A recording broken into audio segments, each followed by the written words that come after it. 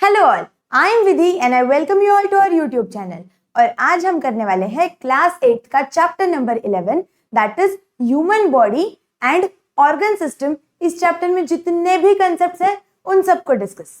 अभी ये chapter start करने से पहले हमें कुछ 7th के कंसेप्ट्स को रिवाइज करना है, जो क्या है कि देखो हमारी जो बॉडी होती है वो उस या फिर कोई भी लिविंग ऑर्गेनिज्म वो कैसे बनता है, उसका जो स्मॉलेस्ट यूनिट है that is the cell, right. सबसे पहले सबसे छोटा यूनिट क्या होता है, सेल। फिर जब बहुत सारे अलग अलग सेल्स कंबाइन होते हैं तो वो बनाते हैं टिश्यूज। ओके, ये चीजें हमने क्लास 7th में पढ़ी है। फिर जब बहुत सारे टिश्यूज कंबाइन होते हैं तो वो क्या बनाते हैं, एक ऑर्गन बनाते हैं। ओके, और जब ऐसे बहुत अलग अलग ऑर्गन्स कंबाइन होते हैं तो वो बनाते हैं एक ऑर्गन सिस्टम को। किसे बनाते हैं, एक ऑर्गन सिस्टम को। और जब ये ऐसी अलग अलग ऑर्गन सिस्टम्स कंबाइन होती है तो उससे बनता है एक ऑर्गेनिज्म। क्या बनता है, उससे एक ऑर्गेनिज्म। तो अभी ये ऑर्गन सिस्टम क्या है, देखो ऑर्गन सिस्टम मतलब क्या होता है, different organs in our body work together to carry out various life processes. मतलब देखो हमारे बॉडी में अलग अलग ऑर्गन्स हैं, अलग अलग ऑर्गन्स क्या करते हैं, अलग अलग टास्क परफॉर्म करते हैं। क्यों परफॉर्म करते हैं, तो जो दिन भर में हमारी अलग अलग एक्टिविटीज हो रही है उनको वर्क करने के लिए, right. These processes, these life process occur in different steps. और ये जो लाइफ प्रोसेस है ये क्या है, अलग अलग स्टेप्स में बनती अकर होती है। Each organ perform a specific function. हर एक ऑर्गन उसका एक स्पेसिफिक फंक्शन परफॉर्म करता है। जैसे कि अभी अगर एक सपोज हम आंखों का एग्जांपल ले लें, आंखों का क्या काम है, चीजों को देखना। अभी क्या हम आंखों से खाना खा सकते हैं, नहीं। मतलब जो आंखों का काम है दैट इज देखना, माउथ का काम है दैट इज खाना। तो समझ आ रहा है कि हर एक ऑर्गन के लिए उसका अलग अलग स्पेसिफिक फंक्शन ऑलरेडी असाइंड है और वो वही काम करेगा। A group of organs working together to perform particular function is called an organ system. और जब बहुत सारे अलग अलग ऑर्गन्स एक साथ काम करते हैं, क्यों, to perform a specific function, मतलब कुछ पर्टिकुलर काम करने के लिए, तो तब बनती है ऑर्गन सिस्टम। ओके, अलग अलग ऑर्गन सिस्टम्स हो सकती है। जैसे कि देखो major organ systems in our body include digestive system. Digestive system मतलब जो खाना हम खाते हैं उसे डाइजेस्ट करने के लिए, उसे पचाने के लिए ये सिस्टम का यूज होता है। फिर respiratory system, breathing breathe out वो सब करने के लिए। सर्कुलेटरी सिस्टम मतलब जिससे पूरे बॉडी में ब्लड का फ्लो होता है। फिर नर्वस सिस्टम जो ब्रेन से रिलेटेड है। एक्सक्रीटरी सिस्टम मतलब जो सिस्टम जिससे हम लोग खाना जो वेस्ट होता है, बॉडी में जो वेस्ट मटेरियल होता है उसे बाहर निकालते हैं। रिप्रोडक्टिव सिस्टम रिप्रोडक्शन के लिए। स्केलेटल सिस्टम, ऐसी अलग अलग सिस्टम्स हमारे इसके अंदर होती है। और ये क्या है, मस्कुलर सिस्टम्स, मसल्स के बारे में। और इसमें से हमने डाइजेस्टिव और मस्कुलर सिस्टम इन दोनों के बारे में क्लास 7th में पढ़ा भी है डिटेल में। ओके, तो अभी इस पर्टिकुलर चैप्टर में हम लोग पढ़ने वाले हैं about respiratory system and circulatory system. देखो energy and respiration in human body. अभी हमारे बॉडी में जो एनर्जी आती है उसका, और रेस्पिरेशन जो ब्रीदिंग ब्रीद आउट और वो सब है, उनसे रिलेटेड कुछ चीजें, मतलब क्या उन दोनों के बीच में कुछ रिलेशन है क्या, तो वो देखेंगे। Energy is essential for carrying out life processes in our body. हमारे बॉडी में जो भी दिन भर में जो जितनी भी लाइफ प्रोसेसेस हो रही है उनको सबको करने के लिए हमें क्या लगती है, एनर्जी लगती है। Energy production takes place inside the cell. और ये जो एनर्जी प्रोड्यूस होती है ये कहाँ पे होती है, एक सेल के अंदर। ओके, मतलब सेल के अंदर एक माइटोकॉन्ड्रिया करके होता है, हमने देखा है सेल ऑर्गेनेल, वो भी हमने क्लास 7th में पढ़ा है कि सेल ऑर्गेनेल होता है एक माइटोकॉन्ड्रिया करके जिसके अंदर एनर्जी प्रोडक्शन होता है। Cells need a continuous supply of soluble nutrients and oxygen for energy production. और ये जो सेल्स होते हैं इन्हें क्या लगता है, कंटिन्यूअस सप्लाई ऑफ न्यूट्रिएंट्स, मतलब उन्हें न्यूट्रिएंट्स चाहिए to produce energy. Okay, this supply is provided by the respiratory system and the circulatory system. और जो मतलब सेल्स को जो एनर्जी चाहिए, मतलब एनर्जी बनाने के लिए जो न्यूट्रिएंट्स वगैरह चाहिए वो किससे मिलते हैं, with the help of respiratory system and circulatory system. Respiration in human being occur in 3 main steps. अभी ये जो respiration होता है वो कितने 3 steps में होता है, जिसमें सबसे पहला देखो यहाँ पे ये एनर्जी प्रोडक्शन के लिए यहाँ पे दिखाया है मैंने, ये जो होता है ना, this is your mitochondria inside the cell, जहां पे क्या होता है एनर्जी का प्रोडक्शन होता है. तो first step of respiration that is external respiration. External respiration मतलब क्या? External respiration takes place with the help of lungs, जो लंग्स की मदद से होता है. Okay, it includes 2 main processes. क्या है इसके अंदर की 2 main process? Inspiration that is inhalation. Inhalation मतलब क्या? ब्रीदिंग. जब हम लोग श्वास अंदर लेते हैं that is your inhalation. Air is taken through the nose. देखो हवा नाक हमारे बॉडी में जो एयर है वो कैसे जाती है? With the help of knows.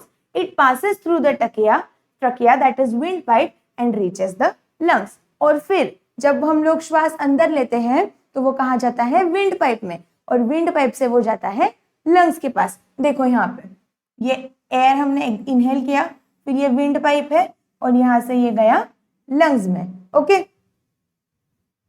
And second thing is expiration that is exhalation, मतलब ब्रीदिंग आउट, श्वास बाहर छोड़ने. Okay, oxygen from the inhaled air moves into the blood. अभी ये जो है ऑक्सीजन जो हमने जो हवा अंदर ली उससे क्या हुआ? उसके अंदर जो ऑक्सीजन था वो कहाँ पे गया? ब्लड के अंदर गया. ओके, एयर का जो ऑक्सीजन है वो. फिर carbon dioxide CO2 from the blood is carried to the lungs. और जो हमारे बॉडी में जो ब्लड में जो कार्बन डाइऑक्साइड होता है वो फिर क्या होता है? ब्लड की मदद से लंग्स में जाता है. Okay, CO2 is given out during exhalation. और फिर जब हम लोग ब्रीद आउट करते हैं तो क्या होता है? कार्बन डाइऑक्साइड हमारे बॉडी से बाहर निकलता है. Both this process together are called as external respiration. और ये जो है breathing and breath out that is inhalation exhalation, ये जो चीज है इसे हम लोग क्या बोलते हैं? ये दोनों प्रोसेस जब साथ में अकर होती है तो उसे बोलते हैं एक्सटर्नल रेस्पिरेशन. ओके, यहाँ देखो ये जो है ब्लड की मदद से लंग्स में क्या हुआ है? एयर कंटेनिंग कार्बन डाइऑक्साइड, ऐसी एयर जिसके अंदर कार्बन डाइऑक्साइड है वो कहाँ गई? लंग्स में गई. ओके, और फिर वहां से वो बाहर निकलती है with the help of knows. Third मतलब ये तीसरा क्या है? Internal respiration. इंटरनल रेस्पिरेशन मतलब क्या? Internal respiration occurs between the blood and the body sales.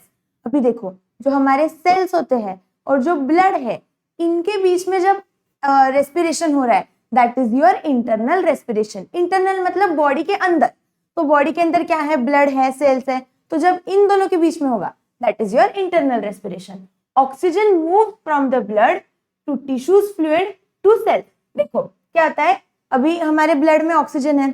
देखो लंग्स से इनहेल जब हमने श्वास अंदर लिया तो क्या हुआ कि लंग्स तक ऑक्सीजन एयर गया, फिर वहां पे उसने क्या किया? ऑक्सीजन ब्लड में गया. राइट, तो अभी हमारे ब्लड में ऑक्सीजन है तो ऑक्सीजन क्या करता है? Oxygen moves from the blood. Blood से ऑक्सीजन कहाँ जाता है? टिश्यू फ्लूइड के अंदर, मतलब टिश्यूज के पास जाता है, और फिर टिश्यूज से वो जाता है सेल के पास. यहाँ पे देखो ये जो ब्लड वेसल्स है यहाँ पे से ये जाएगा टिश्यूज के पास और टिश्यूज से जाएगा सेल्स के पास. कौन? Oxygen. Okay, and carbon dioxide moves from the cell to tissue fluid to blood. और कार्बन डाइऑक्साइड किस में प्रेजेंट है? सेल्स में प्रेजेंट है. तो सेल्स क्या करेंगे? कार्बन डाइऑक्साइड को निकालेंगे, फिर वो कहाँ जाएगा? टिश्यू के पास जाएगा, फिर टिश्यू के पास बाद वो जाएगा ब्लड में. समझ आई ये दोनों चीजें? ये दोनों पॉइंट्स इंपॉर्टेंट है. ऑक्सीजन कैसे जाएगा?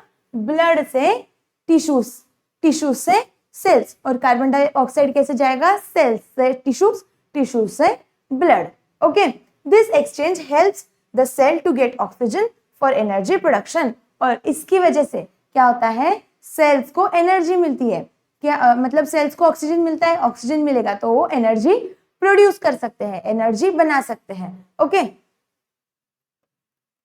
फिर सेल्यूलर रेस्पिरेशन, तीसरा टाइप. सेल्यूलर रेस्पिरेशन क्या है? Happens inside the cell mainly in mitochondria. अभी देखो हमें समझ आ गया, जो हमें दिखता है मतलब इनहेलेशन एक्सहेलेशन वो हो गया एक्सटर्नल। फिर उसके अलावा इंटरनल मतलब क्या, जो ब्लड और सेल्स के बीच में है। अभी उसके भी अंदर एक होता है, सिर्फ सेल्स के बीच में जो होता है ना, उसे बोलते हैं सेल्यूलर रेस्पिरेशन। ऐसा रेस्पिरेशन जो सिर्फ सेल्स के बीच में है। Okay, happens inside the cell mainly in mitochondria. Cell में भी कहां पे होता है, और माइटोकॉन्ड्रिया। माइटोकॉन्ड्रिया क्या है, एक सेल ऑर्गेनेल है, मतलब सेल के अंदर एक छोटा सा और एक मतलब सेल जो होता है हमारा, उसके अंदर भी एक और चीज होती है, दैट इज योर माइटोकॉन्ड्रिया, जहां पे एनर्जी का प्रोडक्शन होता है। Glucose from food is oxidised using oxygen. देखो क्या होता है, खाने के अंदर जो ग्लूकोज होता है उसको क्या होता है, वो ऑक्सीडाइज होता है, किसकी मदद से, ऑक्सीजन की मदद से, मतलब उसके अंदर ऑक्सीजन ऐड होता है। This release energy in the form of ATP, और इसकी वजह से क्या होता है, एनर्जी बनती है in the form of ATP. ATP मतलब एडिनोट्राइसाइन फॉस्फेट, इस फॉर्म में एनर्जी बनती है। Waste material like carbon dioxide and water vapour are produce, और इसकी वजह से क्या होता है, वेस्ट भी प्रोड्यूस होता है, जो क्या है हमारा कार्बन डाइऑक्साइड और water. Okay, equation of cellular respiration. Cellular respiration का इक्वेशन क्या है, तो C6H12O6। C6H12O6 मतलब क्या है, ग्लूकोज। ओके, ग्लूकोज क्या करता है, इसका होता ये होता है ग्लूकोज। ग्लूकोज किसके साथ रिएक्ट होता है, ऑक्सीजन के साथ। अभी सेल के अंदर क्या है, ऑक्सीजन है, तो ऑक्सीजन के साथ ग्लूकोज रिएक्ट होगा, और वो क्या होगा, देखो glucose from food is oxidised using oxygen, मतलब ये वाला पार्ट, और फिर वो क्या बनाता है, carbon dioxide, water and energy, and releases energy, मतलब एनर्जी तो उसने बनाई, उसके अलावा उसने क्या किया, carbon dioxide and water vapours भी बनाए। ओके, समझ आ गया ये। फिर रेस्पिरेटरी सिस्टम, मतलब अभी हमने ये तो सीख लिया कि सेल्स का रेस्पिरेशन वगैरह कैसे होता है। ओके, अभी रेस्पिरेटरी सिस्टम, ये पूरा सिस्टम कैसे काम करता है वो देखेंगे। तो उसका सबसे पहला मतलब अभी हम लोग क्या करने वाले हैं, हर एक ऑर्गन के बारे में देखेंगे, उसका स्ट्रक्चर देखेंगे और उसका फंक्शन भी देखेंगे, उसका काम क्या है वो सब। मतलब तो सबसे पहला ऑर्गन है नोज। ओके, नोज क्या होता है, तो the respiratory system begins with the nose, that is your नाक, है ना। नाक से क्या होता है, रेस्पिरेशन का प्रोसेस पूरा स्टार्ट होता है। इट बिगिंस मतलब it starts. Air enters the body through the nose, और जो हवा है वो बॉडी में कैसे जाती है, with the help of nose. Hair and mucus in the nose filter the dust and germs from the air. मतलब देखो नाक के अंदर थोड़े से ऐसे बाल होते हैं छोटे छोटे, तो उनका काम क्या होता है कि वो क्या करते हैं, मतलब जो हवा अंदर जाती है हमारे बॉडी में, तो उसके अंदर डस्ट हो सकती है, उसके अंदर क्या हो सकता है, जर्म्स भी हो सकते हैं। तो वो जो हेयर होते हैं नाक के अंदर, उनका काम होता है उस डस्ट को और उस जर्म्स वगैरह को हमारे बॉडी में अंदर ना जाने देना, मतलब वहीं पे वो उसको रोक लेते हैं। देखो, hair and mucus in the nose filter the dust and germ, मतलब हवा में से जो डस्ट और जर्म्स है उनको बाहर रख देते हैं, और जो क्लीन हवा है उससे अंदर जाने देते हैं, फिल्टर करते हैं उसे। The nose cleans, warms and moisture the air before it goes to the lungs. नाक क्या करते हैं, उसे क्लीन करते हैं, उसके अलावा उसे वार्म करते हैं, मतलब हल्का सा उसे गर्म करते हैं, एंड मॉइस्चर मतलब थोड़ा सा मॉइस्चर भी उसमें आता है, मतलब वाटर कंटेंट आता है बिकॉज ऑफ द नोज, और फिर वो कहाँ जाता है, लंग्स के अंदर। कौन, हवा। सेकेंड पार्ट है, सेकेंड ऑर्गन है फेरिंग्स, दैट इज थ्रोट, मतलब हमारा गला। तो गले का क्या काम होता है, the pharynx is the region where the food pipe that is oesophagus and the wind pipe begins. अभी देखो जो हमारी बॉडी होती है, अभी हम खाना भी यहाँ से खाते हैं, माउथ से खाते हैं खाना, और जो नाक से हवा जाती है, तो ये दोनों के रास्ते अलग अलग हैं। जहां से खाना जाता है पेट के अंदर, that is your food pipe, that is also called as oesophagus. इसके बारे में क्लास 7th में पढ़ा है। और जहां से हवा लंग्स के अंदर जाती है वो क्या होता है, wind pipe, that is also known as your trachea. और ये दोनों जो होते हैं ना, ये दोनों यहाँ पे प्रेजेंट होते हैं। ओके, यहाँ से खाना भी जाता है और यहीं से हवा भी जाती है।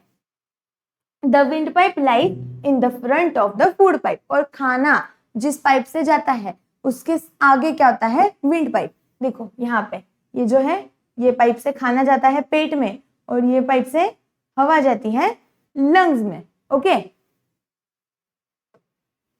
फिर a lid like structure called epiglottis closes the wind pipe while swallowing the food. अभी जब हम लोग खाना खाते हैं, मतलब तो वो खाना ऐसे, अभी दोनों का अगर ओपनिंग एक ही है, देखो ये दोनों तो पास में ही है, राइट, तो ऐसे हो सकता है कि यहाँ से ये जो खाना है, ये जो खाना है जब हम खाते हैं तो ये ऐसे जाता है, बट ये ऐसे भी तो जा सकता है, पर ये ऐसे क्यों नहीं जाता है? ये किसकी वजह से नहीं जाता है? Because of the presence of epiglottis. Epiglottis क्या है? देखो यहाँ पे ये एक लीड लाइक स्ट्रक्चर है। ये देखो यहाँ पे, मतलब इस फोटो में अगर आपको दिखाऊं, इस वाले फोटो में, तो यहाँ पे देखो ये एक छोटा सा एक चीज दिख रहा है आपको, ये जो छोटी सी चीज है दैट इज योर एपिग्लोटिस। और ये क्या काम करता है? जब खाना हम खाते हैं, जब हम खाना खाते हैं तो वो विंड पाइप को क्लोज कर देता है, मतलब वो खाना विंड पाइप में ना जाए। Okay, this prevents the food from entering the wind pipe and choking. और उसकी वजह से खाना इधर विंड पाइप में अटक ना जाए, इसलिए इसका यूज होता है एपिग्लोटिस का। when not swallowing the lid stays open allowing air to pass in the windpipe। और जब हम खाना नहीं खाते हैं तो क्या होता है, उस टाइम पे वो जो लीड है, मतलब वो जो एपिग्लोटिस है, वो क्या होता है, सीधा होता है। अभी अगर यहाँ पे आपको दिखाऊं तो देखो यहाँ पे ये नॉर्मल पोजीशन है इसका, एपिग्लोटिस का, जब वो सीधा है। ओके, मतलब हवा जा रही है विंड पाइप से। बट जब हम खाना खाते हैं, देखो ये खाना जब ऐसे गया तो ये जो एपिग्लोटिस है ये ऐसे इसने विंड पाइप को क्लोज कर दिया है। ओके, और उसकी वजह से खाना इधर जाएगा, इधर नहीं जाएगा, इधर नहीं जाएगा विंड पाइप में, किसमें जाएगा, फूड पाइप में। ओके, थर्ड चीज है wind pipe, that is your trachea, मतलब जो पाथ है। The wind pipe trachea just below the throat, start just below the throat, मतलब गले के नीचे से क्या होता है, हमारा विंड पाइप स्टार्ट होता है। It is swollen at the beginning due to the sound box that is voice box और लैरिंग्स। और वो जो स्टार्टिंग, उसका जो स्टार्टिंग होता है वहां पे वो स्वोलन होता है। देखो अगर आप यहाँ पे आपके इस वाले रीजन में फील करोगे तो यहाँ पे क्या होता है, यूजुअली बॉयज केस में तो ये थोड़ा ज्यादा दिख के भी आता है, मतलब ये ऐसे थोड़ा स्वोलन होता है, मतलब सूजा हुआ होता है यहाँ पे ये जो पार्ट है। तो वो क्यों होता है? Because of the presence of sound box, उसी को क्या बोलते हैं, वॉइस बॉक्स भी बोलते हैं। The wind pipe divides, that is bifurcates the throat. और ये क्या करता है, विंड पाइप थ्रोट को डिवाइड करता है। One branch goes to the right lung. देखो यहाँ पे ये जो विंड पाइप है ये क्या करता है, इसे डिवाइड करता है। तो एक ब्रांच कहाँ पे जाता है, हमारे राइट लंग में जाता है, and other goes to the left lung, दूसरा वाला लेफ्ट लंग में जाता है। It helps carry air to both the lungs. और इसकी वजह से क्या होता है, हवा दोनों भी लंग्स में जाती है, राइट में भी जाएगी और लेफ्ट में भी जाएगी। फिर नेक्स्ट क्या है, लंग्स। तो लंग्स क्या होते हैं, देखो two lungs are present on either side of the heart in the thoracic cavity.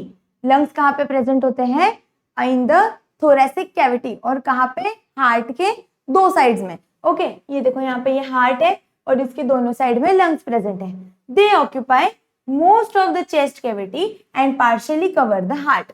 और ये क्या करते हैं, चेस्ट वाला जो रीजन होता है उसको, मतलब वो मोस्ट ऑफ द रीजन किसकी वजह से होता है, because of the presence of lungs. और जो हार्ट होता है, हार्ट को भी ये थोड़ा सा कवर करते हैं, पार्शियली मतलब थोड़ा। Each lungs has a double layer covering called pleura. और इसको क्या होता है, एक डबल लेयर से लंग्स हमारे कवर्ड होते हैं, जिसको बोलते हैं pleura. Lungs are soft and elastic like sponge. ये कैसे होते हैं, सॉफ्ट होते हैं और इलास्टिक होते हैं, लाइक अ स्पंज, स्पंज जो होता है ना हमारा, उसके जैसे। ओके, फिर they contain many tiny air sacs called alveoli. और इनके अंदर क्या होता है, लंग्स के अंदर छोटे छोटे सैक लाइक स्ट्रक्चर होता है, देखो ये ऐसे, और इसे ही क्या बोलते हैं, alveoli. Okay, each alveolus is surrounded by a network of capillaries. और ये जो अल्वियोलस होता है ये किससे सराउंडेड होता है, by a network of capillary, मतलब कैपिलरीज से। अभी कैपिलरीज क्या होता है वो मैं आपको आगे दिखाऊंगी। ओके, तो ये जो कैपिलरीज से कवर्ड होता है तो वो क्या करता है, the walls of alveoli and capillary are very thin.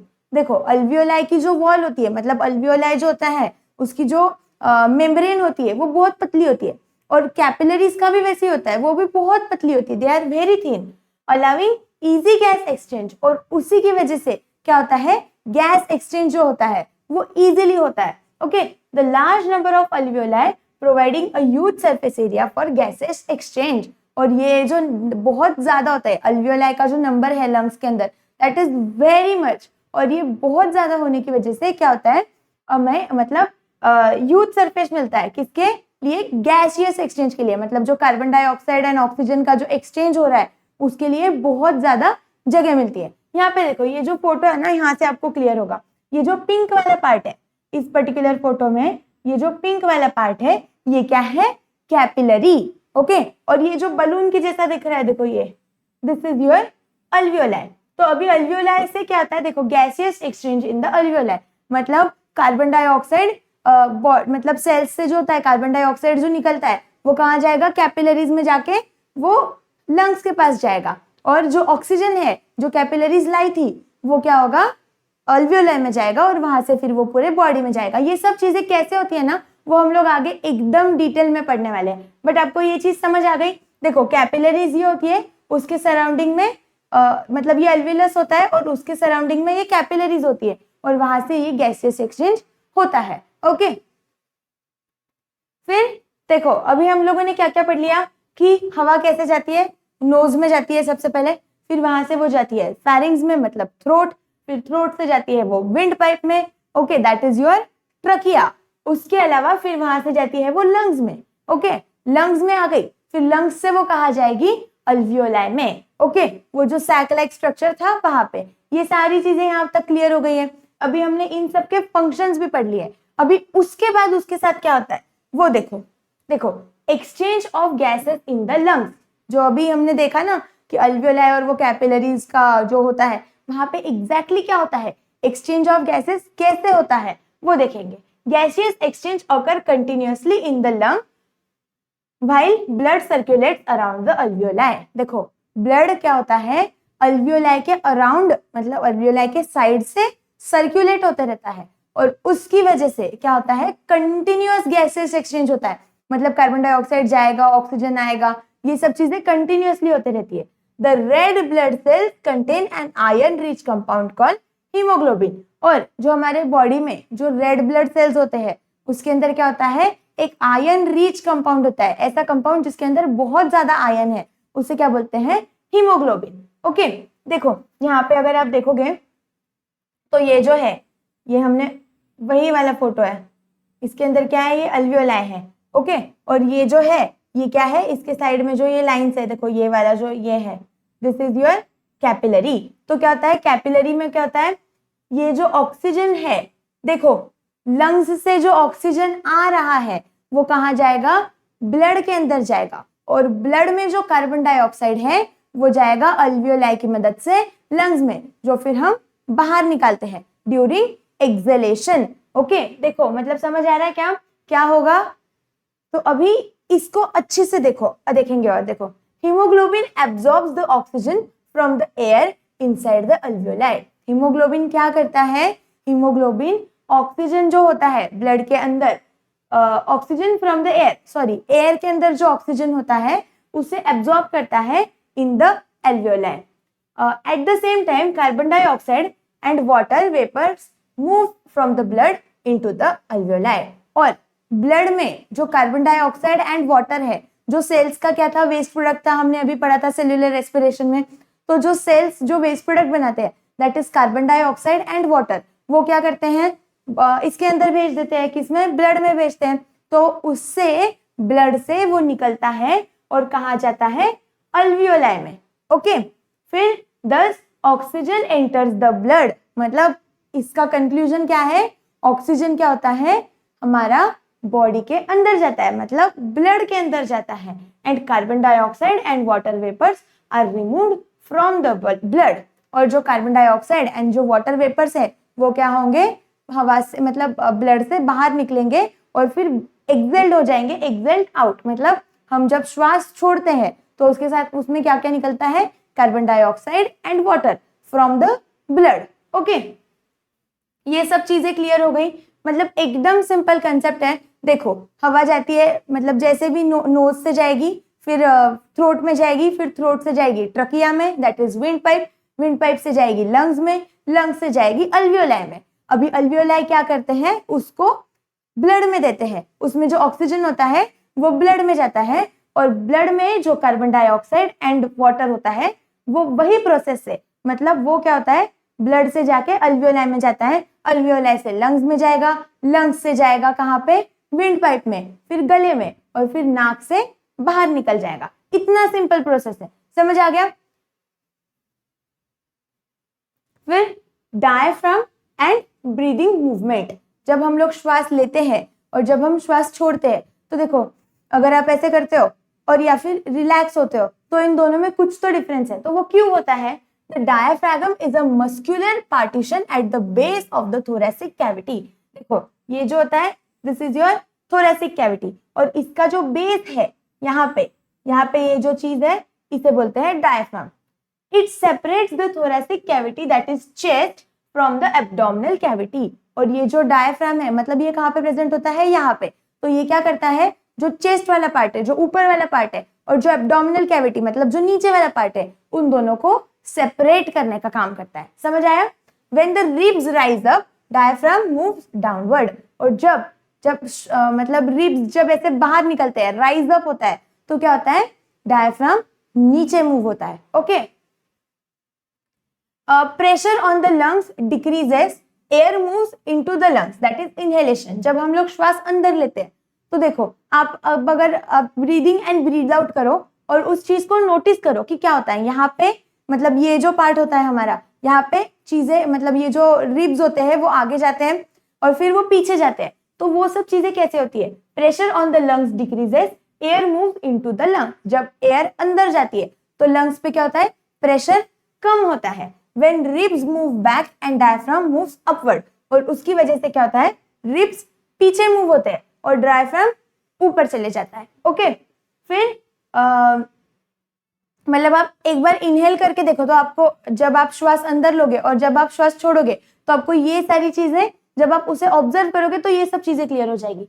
Pressure on the lungs increases, जब लंग्स पे प्रेशर इंक्रीज होगा तो क्या होगा, हवा नाक से बाहर जाएगी, that is exhalation, air moves out, that is exhalation, this the continuous movement of the diaphragm, and इसकी वजह से जो continuous movement होते रहता है किसका, diaphragm का।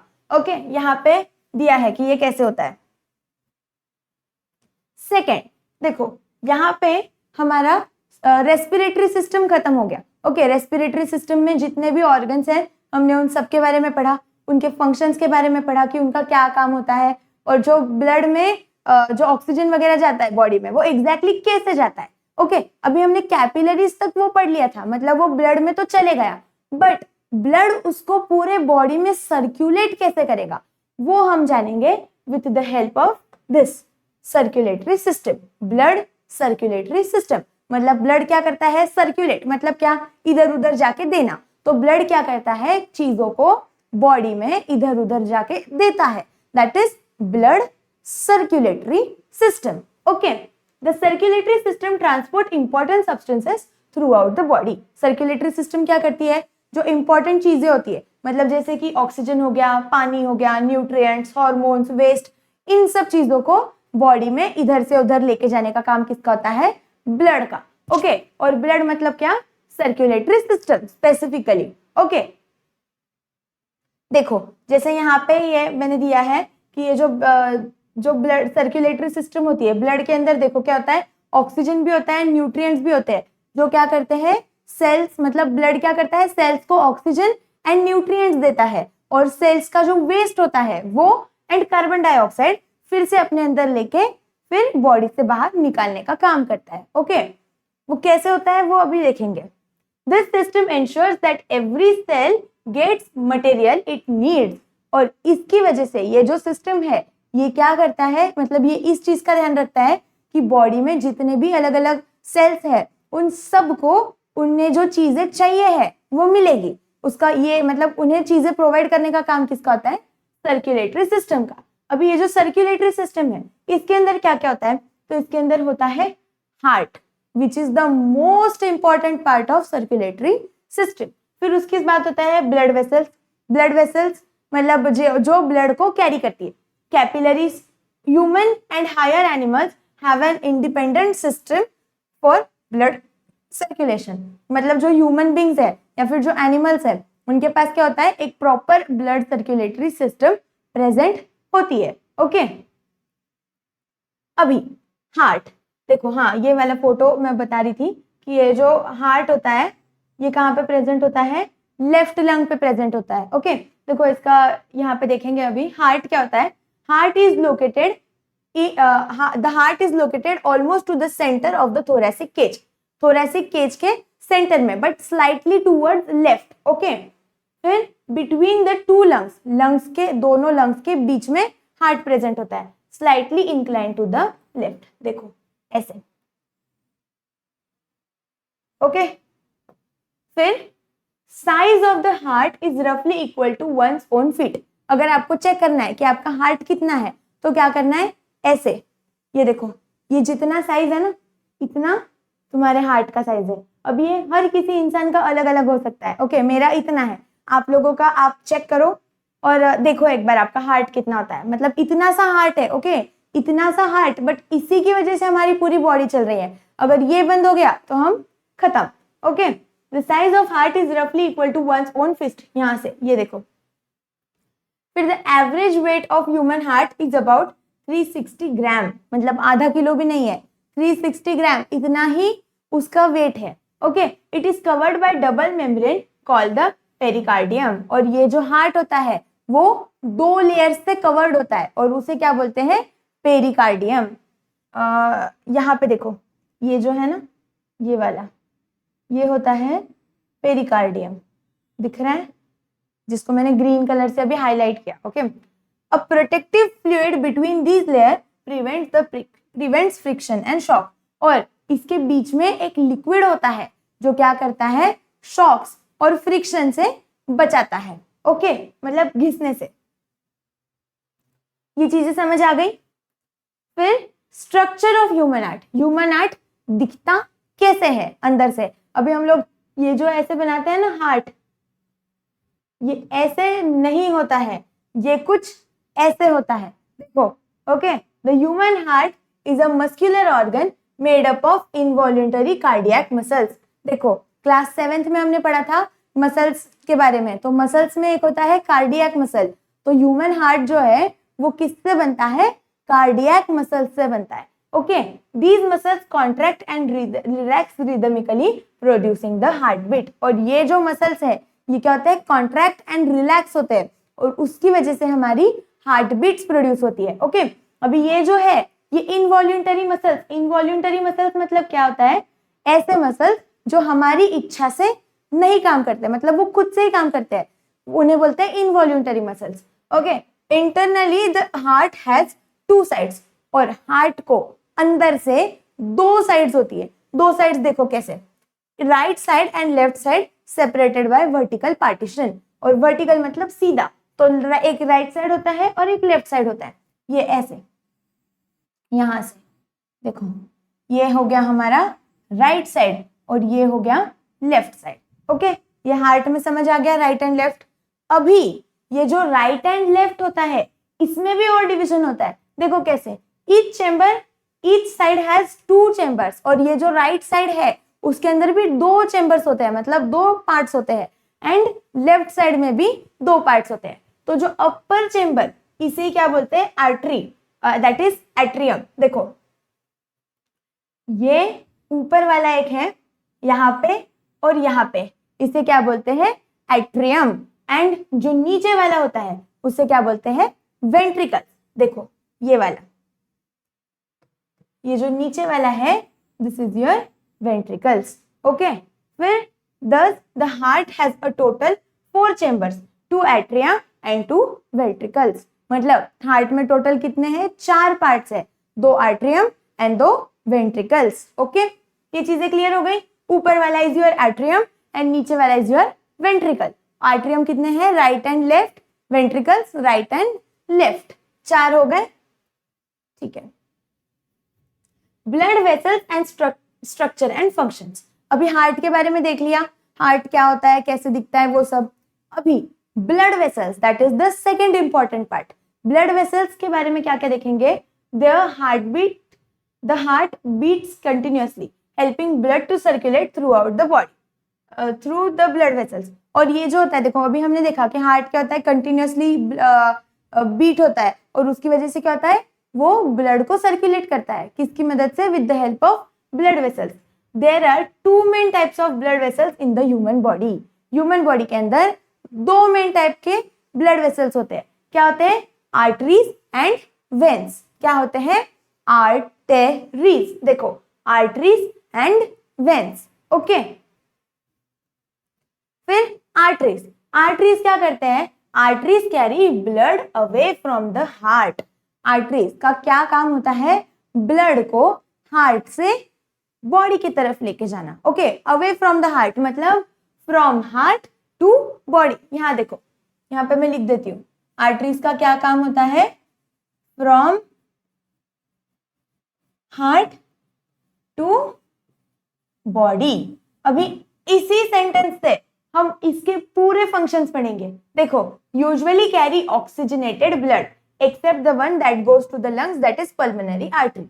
अभी देखो, अगर कोई ऐसी चीज है जो खून को हमारे हार्ट से बॉडी तक लेके जा रही है, बॉडी में किस चीज की जरूरत है, ऑक्सीजन की जरूरत है। बॉडी में क्या होता है, सेल्स होते हैं, सेल्स को क्या जरूरत है, ऑक्सीजन की जरूरत है, राइट। तो ये जो आर्टरीज होती है, इनका काम क्या होता है, कैरी ऑक्सीजनेटेड ब्लड, मतलब ऐसा ब्लड कैरी करना जिसके अंदर क्या होता है, ऑक्सीजन होता है। देखो, इट कैरीज ऑक्सीजनेटेड ब्लड। अभी इसका अगर इतना सा ध्यान में रह गया ना, कहां से जाता है, हार्ट से बॉडी तक, तो बॉडी को जरूरत किसकी है, ऑक्सीजन की। इसके लिए आर्टरीज क्या करती है, ऑक्सीजनेटेड ब्लड लेके जाती है। एक्सेप्शन है इसका एक, जो है पल्मोनरी आर्टरी। पल्मोनरी आर्टरी क्या है, इसका एक एक्सेप्शन है, जो डीऑक्सीजनेटेड ब्लड लेके जाती है। मतलब बॉडी में जितनी भी आर्टरीज है, सब क्या करेगी, ऑक्सीजनेटेड ब्लड करेगी। मतलब उसके अंदर जो खून होता है, उसके अंदर क्या होगा, ऑक्सीजन होगा। ऑक्सीजनेटेड ब्लड मतलब क्या, ऐसा खून जिसके अंदर ऑक्सीजन होता है। तो आर्टरीज का काम होता है ऑक्सीजन, ऐसा खून जिसके अंदर ऑक्सीजन है उसको हार्ट से बॉडी तक लेके जाना। उसका एक्सेप्शन क्या है, पल्मोनरी आर्टरी, ओके। ये चीज याद रखना है, क्योंकि ये ऑड मैन आउट में वो पूछ सकते हैं, ओके, ऑड मैन आउट में पूछ सकते हैं। तो यहाँ पे देखो, ये होते हैं हमारे आर्टरीज, ओके, जो रेड वाला है। तो अभी इनका स्ट्रक्चर देखो, they are located deeply inside the body for protection. ये कहाँ पे होते हैं, बॉडी के बहुत अंदर होते हैं। क्यों, टू प्रोटेक्ट देम, क्योंकि देखो जैसे वो ऑक्सीजनेटेड ब्लड कैरी करते हैं तो उसके अंदर हाई प्रेशर होता है, और उसकी वजह से वो डीप इनसाइड होते हैं, okay. They have thick and strong walls to withstand high pressure. देखो, उनके जो वॉल्स होते हैं वो क्या होते हैं, थिक होते हैं। क्यों, टू विथस्टैंड हाई प्रेशर, मतलब हाई प्रेशर को झेलने के लिए, ओके। यहाँ पे ये जो आर्टरीज है, देखो ये इसके वॉल्स जो कितना है, इतना ज्यादा थिक है, okay. They do not contain walls, walls नहीं होते हैं। अभी वॉल्स क्या होता है, तो देखो ऐसी चीज होती है, वॉल्स मतलब ऐसी चीज जो ब्लड को पीछे, मतलब अगर सपोज ब्लड यहाँ से यहाँ तक जा रहा है तो वो फिर यहाँ से यहाँ नहीं जाना चाहिए। ये चीज किसकी वजह से होती है, with the presence of walls. तो अगर ये ब्लड ऑक्सीजनेटेड है, मतलब उसके अंदर क्या है, ऑक्सीजन है, तो वो क्या करेगा, ऐसे भी जा सकता है, ऐसे भी जा सकता है, कैसे भी जा सकता है। तो they do not contain walls. Walls का क्या काम होता है, ब्लड को एक ही डायरेक्शन में भेजना। अगर वो यहाँ से यहाँ जा रहा है तो वो ऐसे ही जा सकता है, वो पीछे नहीं जाएगा, ओके। सेकेंड चीज है वेन्स। वेन्स क्या होता है, veins carry blood towards the heart from all the body parts. मतलब कहां से जा रहा है, from all the body parts, from body to कहां जा रहा है, हार्ट में जा रहा है। फ्रॉम बॉडी टू हार्ट कौन लेके जाता है ब्लड को, वेन्स लेके जाते हैं, okay. Except one coming from the lungs that is pulmonary vein. और इसका भी एक्सेप्शन क्या है, एक पल्मोनरी वेन। अभी ये क्या करेगी, विच कैरीज डीऑक्सीजनेटेड ब्लड। अभी अगर देखो कोई भी चीज बॉडी से हार्ट तक जा रही है, मतलब बॉडी क्या करेगी, उसके अंदर वेस्ट प्रोडक्ट्स डालेगी, जैसे कि कार्बन डाइऑक्साइड हो गया, वाटर, ये सब चीजें क्या करेगी, बॉडी के जो सेल्स होते हैं वो अपना वेस्ट उस ब्लड में डालेंगे, फिर वो ब्लड कहाँ जाएगा, हार्ट के पास। तो इसके वजह से इसके अंदर क्या होता है, ऑक्सीजन नहीं होता है, एंड इसकी वजह से ये क्या करते हैं, क्या कैरी करते हैं, डीऑक्सीजनेटेड ब्लड। क्या कैरी करते हैं, डीऑक्सीजनेटेड ब्लड। और देखो except the one coming from the lungs all carry deoxygenated blood. Veins क्या कैरी करते हैं, डीऑक्सीजनेटेड ब्लड। पर इसका एक्सेप्शन क्या है, pulmonary when.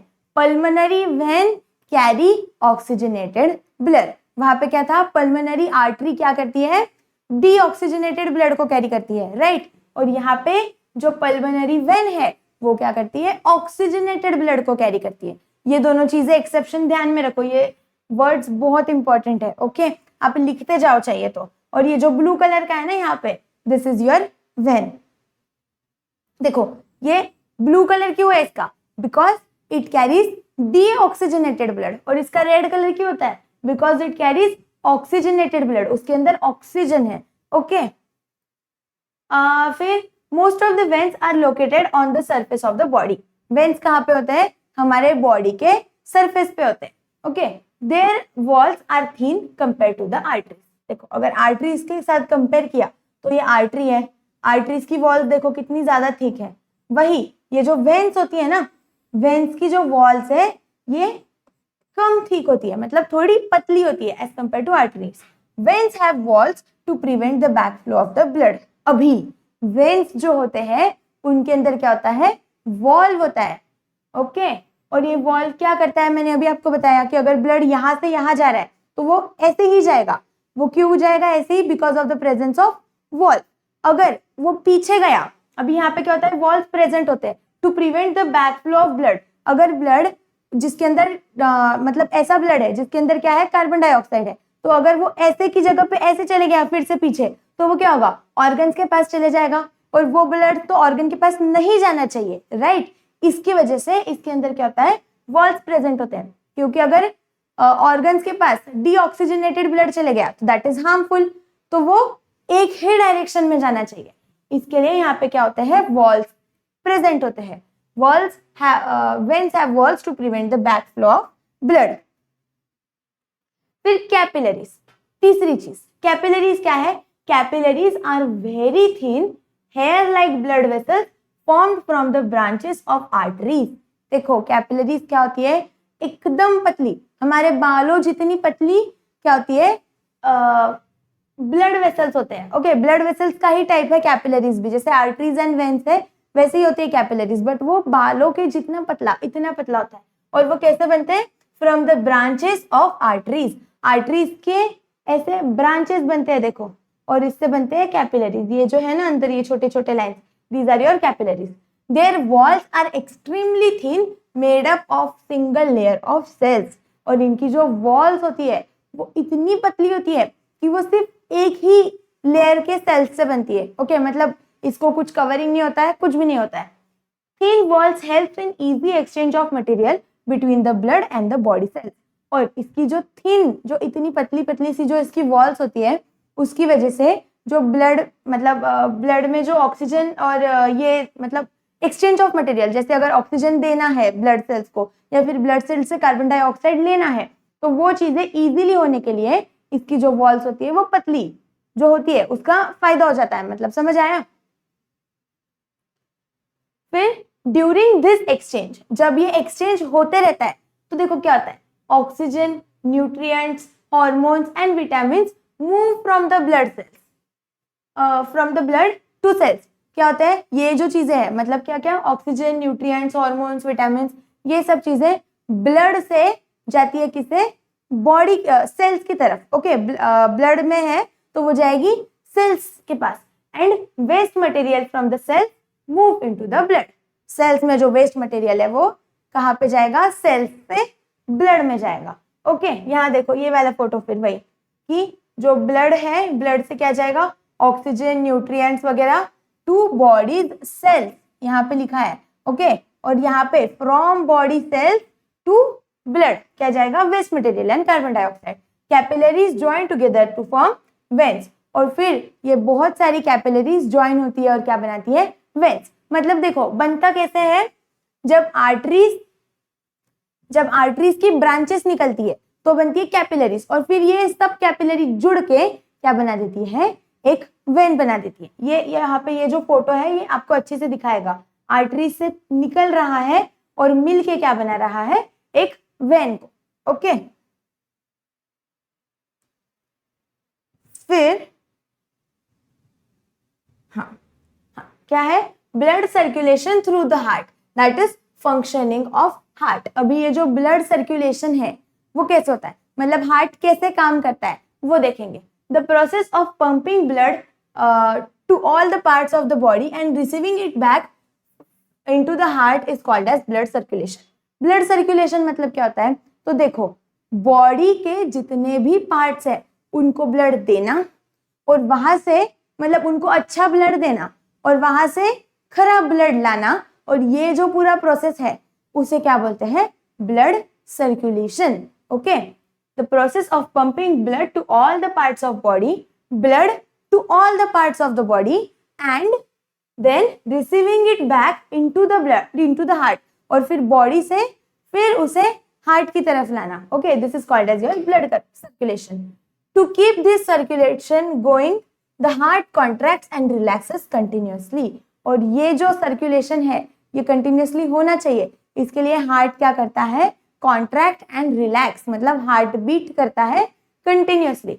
One complete contraction and relaxation of the heart is called as heart beat. और जब heart एक बार कॉन्ट्रैक्ट और एक बार रिलैक्स करता है तो उससे क्या बनती है, एक हार्ट बीट बनती है। ओके, देखो यहाँ पे हार्ट रिलैक्स्ड पोजीशन में है, मतलब वो थोड़ा सा बल्कि दिख रहा है, और जब वो कॉन्ट्रैक्ट हो जाता है तो वैसे जमा हो जाता है। ओके, फिर the average heart beat of a healthy adult is about 72 times per minute.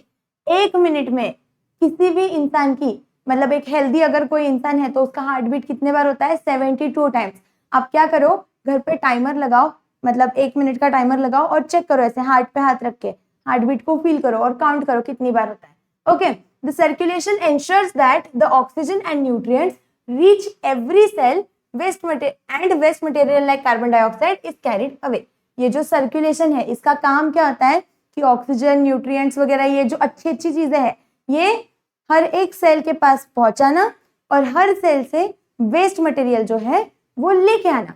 ये किसका काम होता है, सर्कुलेटरी सिस्टम का। मैंने आपको ये चीज बताई इसके पहले भी। ओके, फिर ब्लड। ब्लड क्या है, it is a red coloured fluid connective tissue that flows through the body. देखो ब्लड क्या है, एक रेड कलर का फ्लूइड है जो क्या होता है, हमारे बॉडी में फ्लो होता है। Okay, it transports oxygen, nutrients, hormones and remove waste material. इसका काम क्या है, ऑक्सीजन, न्यूट्रिएंट्स वगैरह इन सबको ट्रांसपोर्ट करना और वेस्ट मटेरियल को लेके आना। फिर pH of the blood is 7.4। इसकी वजह से ये क्या है, स्लाइटली एल्कलाइन है, मतलब स्लाइटली बेसिक नेचर में है। Okay, oxygenated blood deep red and slightly salty in nature. और ऐसा ब्लड जिसके अंदर ऑक्सीजन होता है उसका कलर क्या होता है, डीप रेड कलर होता है। ओके, मतलब डार्क रेड, एंड अगर उसे टेस्ट किया तो वो क्या होता है, थोड़ा सा सॉल्टी टेस्ट करता है। ओके, फिर main components of blood. Blood के अंदर क्या क्या चीजें होती है, तो ब्लड के अंदर सबसे पहली चीज होती है दैट इज प्लाज्मा। प्लाज्मा क्या है, it is a pale yellow clear and slightly alkaline fluid. Blood के अंदर एक चीज होती है दैट इज प्लाज्मा, और प्लाज्मा क्या है, पेल येलो, येलोइश कलर का है थोड़ा सा, that is clear and slightly alkaline, मतलब थोड़ा सा बेसिक एक फ्लूइड है, एक लिक्विड है। ओके, इसके अंदर क्या क्या होता है प्लाज्मा में, इसके अंदर 90 to 92% तक पानी होता है। ओके, एंड 6 to 8% तक उसके अंदर प्रोटीन्स होते हैं। Organic salts and other substances 1 से 2% के बीच में। यहाँ पे देखो ये जो प्लाज्मा है ना, ये मतलब ये जो हमारा ब्लड है, ओके, यहाँ पे तो ब्लड के अंदर 55% तक प्लाज्मा होता है, ओके। एंड उस प्लाज्मा में 91% दैट इज 90 to 92% तक पानी होता है, 6 से 8% प्रोटीन्स होते हैं और 1 से 2% तक अदर सॉल्ट्स वगैरह होते हैं, okay, other organic salts. Main proteins and their function, अभी प्रोटीन्स क्या क्या होते हैं और उनके फंक्शन क्या क्या है। तो देखो, अल्ब्यूमिन करके एक प्रोटीन होता है, किसके अंदर, प्लाज्मा के अंदर, जिसका काम क्या है, distributes water all over the body. ये जो हमने देखा ना कि ब्लड के अंदर 55% तक प्लाज्मा होता है, प्लाज्मा में प्रोटीन्स जो होते हैं उसके अंदर 58% तक अल्ब्यूमिन करके एक प्रोटीन होता है, उसका काम क्या है, to transport water all over the body, throughout the body parts, water transport करने का। ग्लोबुलिन का क्या काम है, help in protection, that is immunity. जब हम बीमार होते हैं तो जो हमारे बॉडी को प्रोटेक्शन की जो जरूरत होती है, that is done with the help of protein called globulin. Next क्या है, फाइब्रोजन एंड प्रोथ्रोम्बिन। इनका काम क्या होता है, हेल्प्स इन ब्लड क्लॉटिंग। देखो अभी क्या होता है ना, जब हमें कहीं पे लग जाती है तो क्या होता है, वहां से खून निकलता है, फिर थोड़े टाइम बाद उसके ऊपर एक ब्लैक कलर का ऐसे कुछ तो लेयर आ जाता है। तो वो लेयर क्यों आता है, that is because of blood clotting. वो क्या होता है, इंजुरीज जहाँ पे होती है वहां पे जो ब्लड फ्लो होता है उसे कंट्रोल करने के लिए किसका काम होता है, ये फाइब्रोजन एंड प्रोथ्रोम्बिन का। इसके अलावा इनऑर्गेनिक आयंस जो इसके अंदर होते हैं प्लाज्मा के अंदर, दैट इज व्हाट, कैल्शियम के आयंस होते हैं, सोडियम के, पोटेशियम के ion, control muscles and nerves. इनका काम क्या है, मसल्स और नर्व्स को कंट्रोल करना, ओके। फिर ब्लड सेल्स क्या है, तो देखो सबसे पहला इसका टाइप है red blood corpuscles, that is RBC, red blood cells. तो रेड ब्लड सेल्स क्या होता है, small, circular and without nucleus, enucleated. मतलब क्या है, ये क्या होते हैं, स्मॉल सर्कल शेप में होते हैं और इनके अंदर न्यूक्लियस नहीं होता है, okay. They contain haemoglobin which gives red colour and carries oxygen. इनके अंदर क्या होता है, हीमोग्लोबिन होता है और उसकी वजह से उसे क्या आता है, रेड कलर आता है और इट कैरीज ऑक्सीजन, ओके। इनका काउंट क्या होता है, 50 to 60 लाख पर millimetre cube of blood.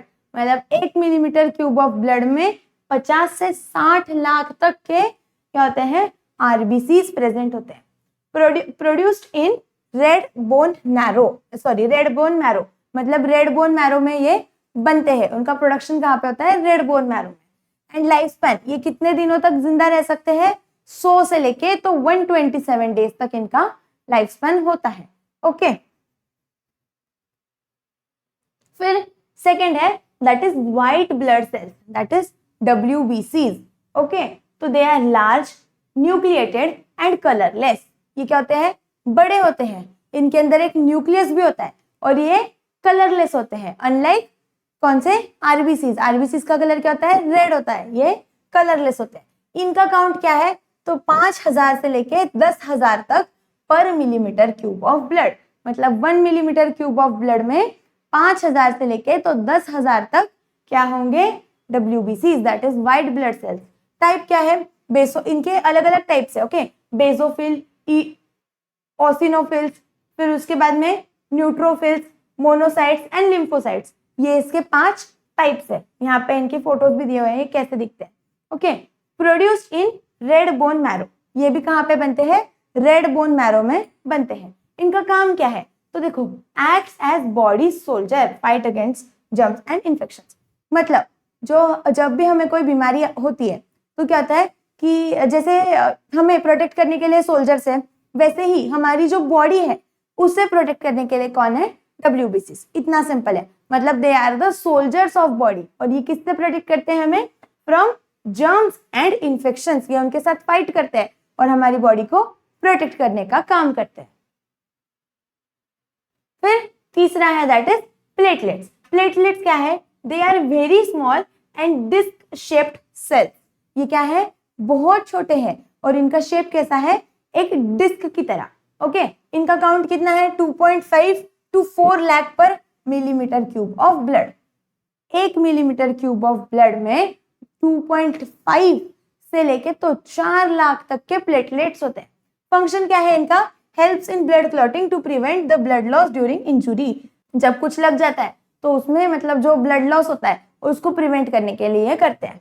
Okay, फिर फंक्शंस ऑफ ब्लड। अभी ब्लड का क्या क्या काम है ये हम एकदम डिटेल में पढ़ने वाले। क्या काम है? Transport of gases. क्या करेगा? ऑक्सीजन सेल्स को देगा और सेल्स कार्बन डाइऑक्साइड सेल्स से लेने का काम करेगा, मतलब transport of gases. Blood carry oxygen to the lungs from the lungs to all the body parts and also carries carbon dioxide from the cells to the lungs for removal. देखो ये lungs जो है, lungs से जाएगा oxygen blood, फिर वो जाएगा यहाँ पे ऑक्सीजन, फिर ब्लड में जाएगा, सेल्स से जाएगा और सेल से क्या निकलेगा? कार्बन डाइऑक्साइड निकलेगा और वो फिर लंग्स में चले जाएगा। समझ आ रहा है पूरा प्रोसेस? सेकेंड चीज, उसका सेकेंड काम क्या है? Transport of nutrients. न्यूट्रिएंट्स को ट्रांसपोर्ट करना। न्यूट्रिएंट्स को कहां से ट्रांसपोर्ट करेगा? फिर से nutrients like glucose, amino acids and fatty acids are absorbed from the digestive system. Digestive system से न्यूट्रिएंट्स, प्रोटीन्स ये सब को एब्जॉर्ब करेगा और वो किसके पास लेके जाएगा? सेल्स के पास। Okay, and transport by blood to all the blood cells. ये ऐसे ओके, सेल्स के पास जाएगा अभी।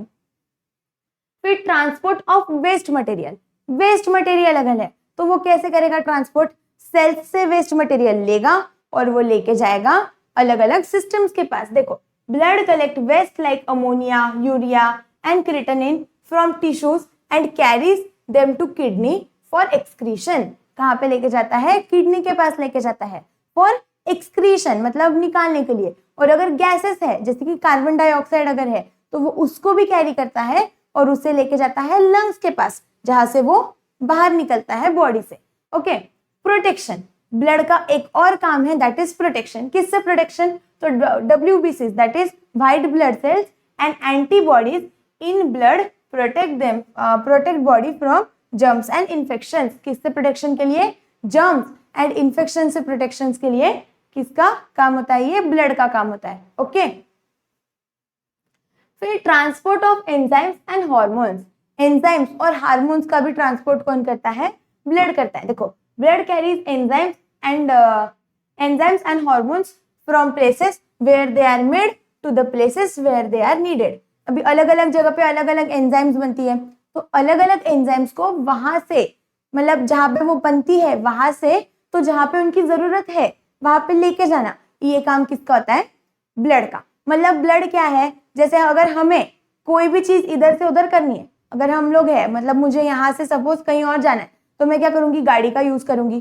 तो वही चीज है ब्लड का। बॉडी के अंदर अगर कोई भी चीज इधर से उधर भेजनी है, उधर से इधर लेके आनी है, तो उसका काम, वो किसका काम होता है? ब्लड का होता है। मतलब ब्लड इज अ गाड़ी। इन शॉर्ट अगर आप देखो तो ब्लड क्या है?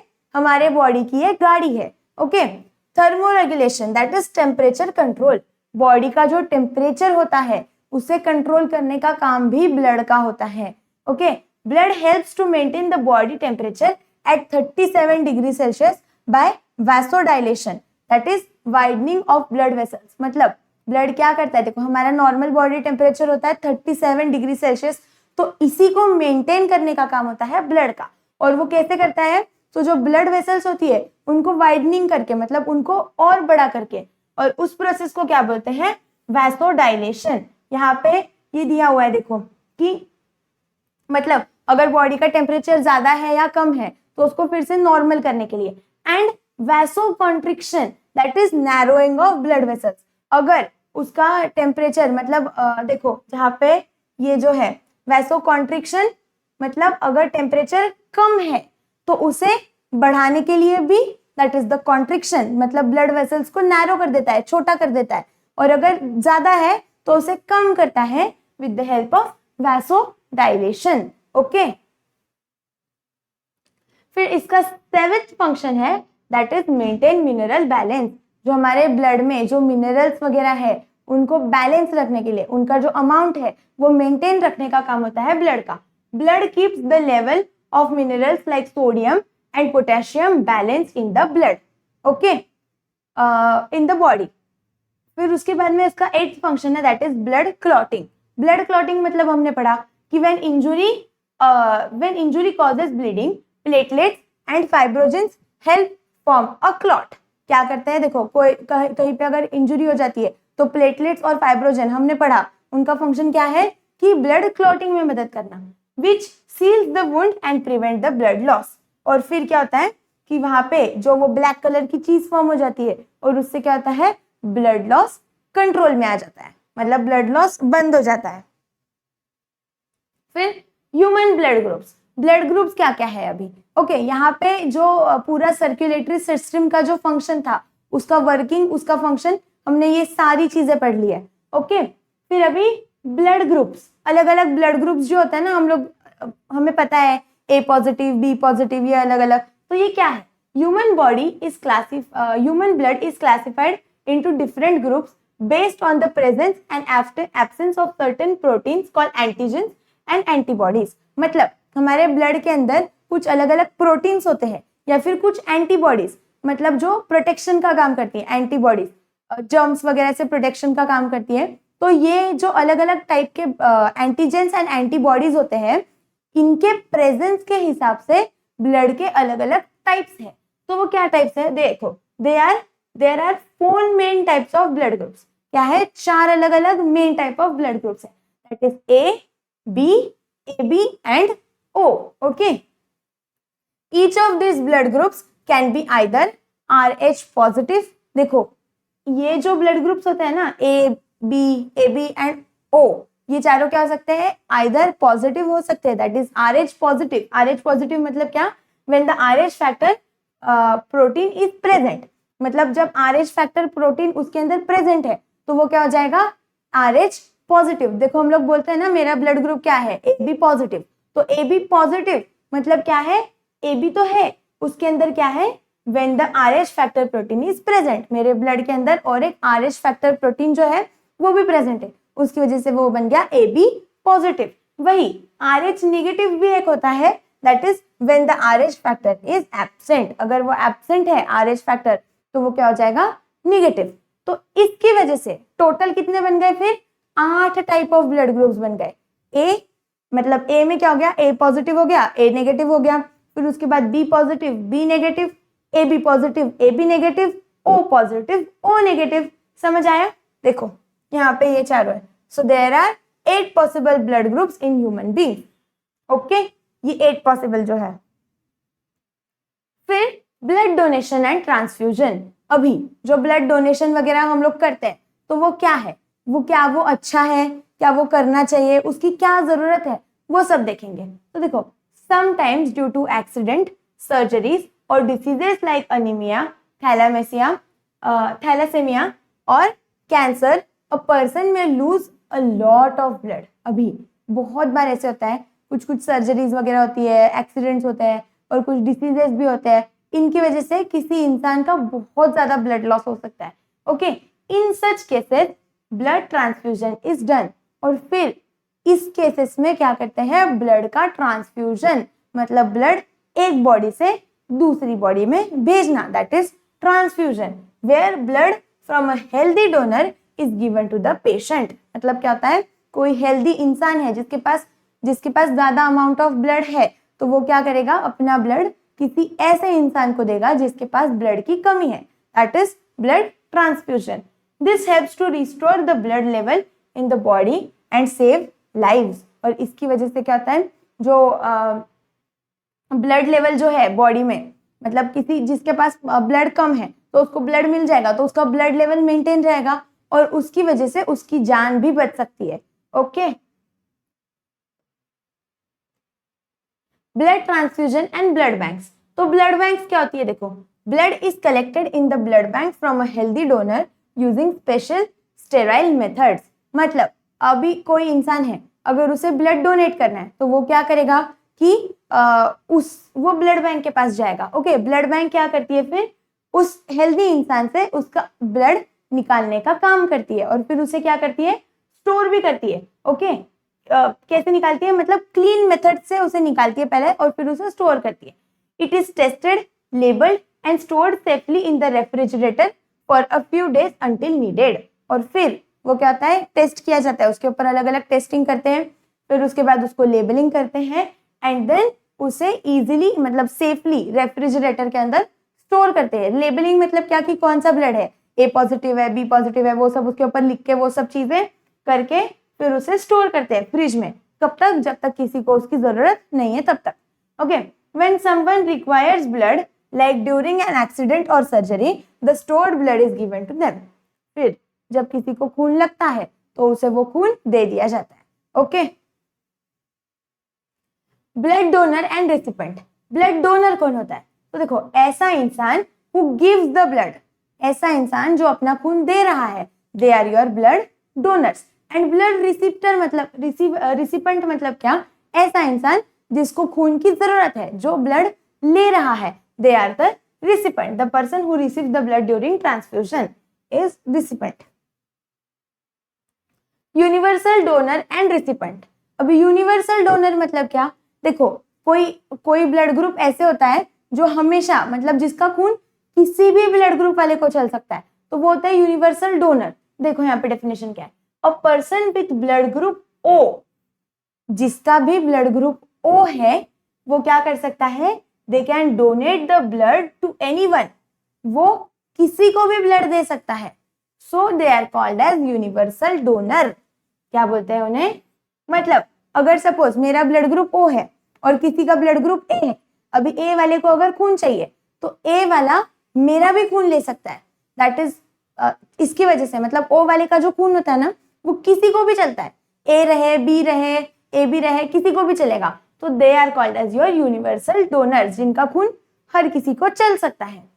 And a person with blood group A B can receive blood from anyone.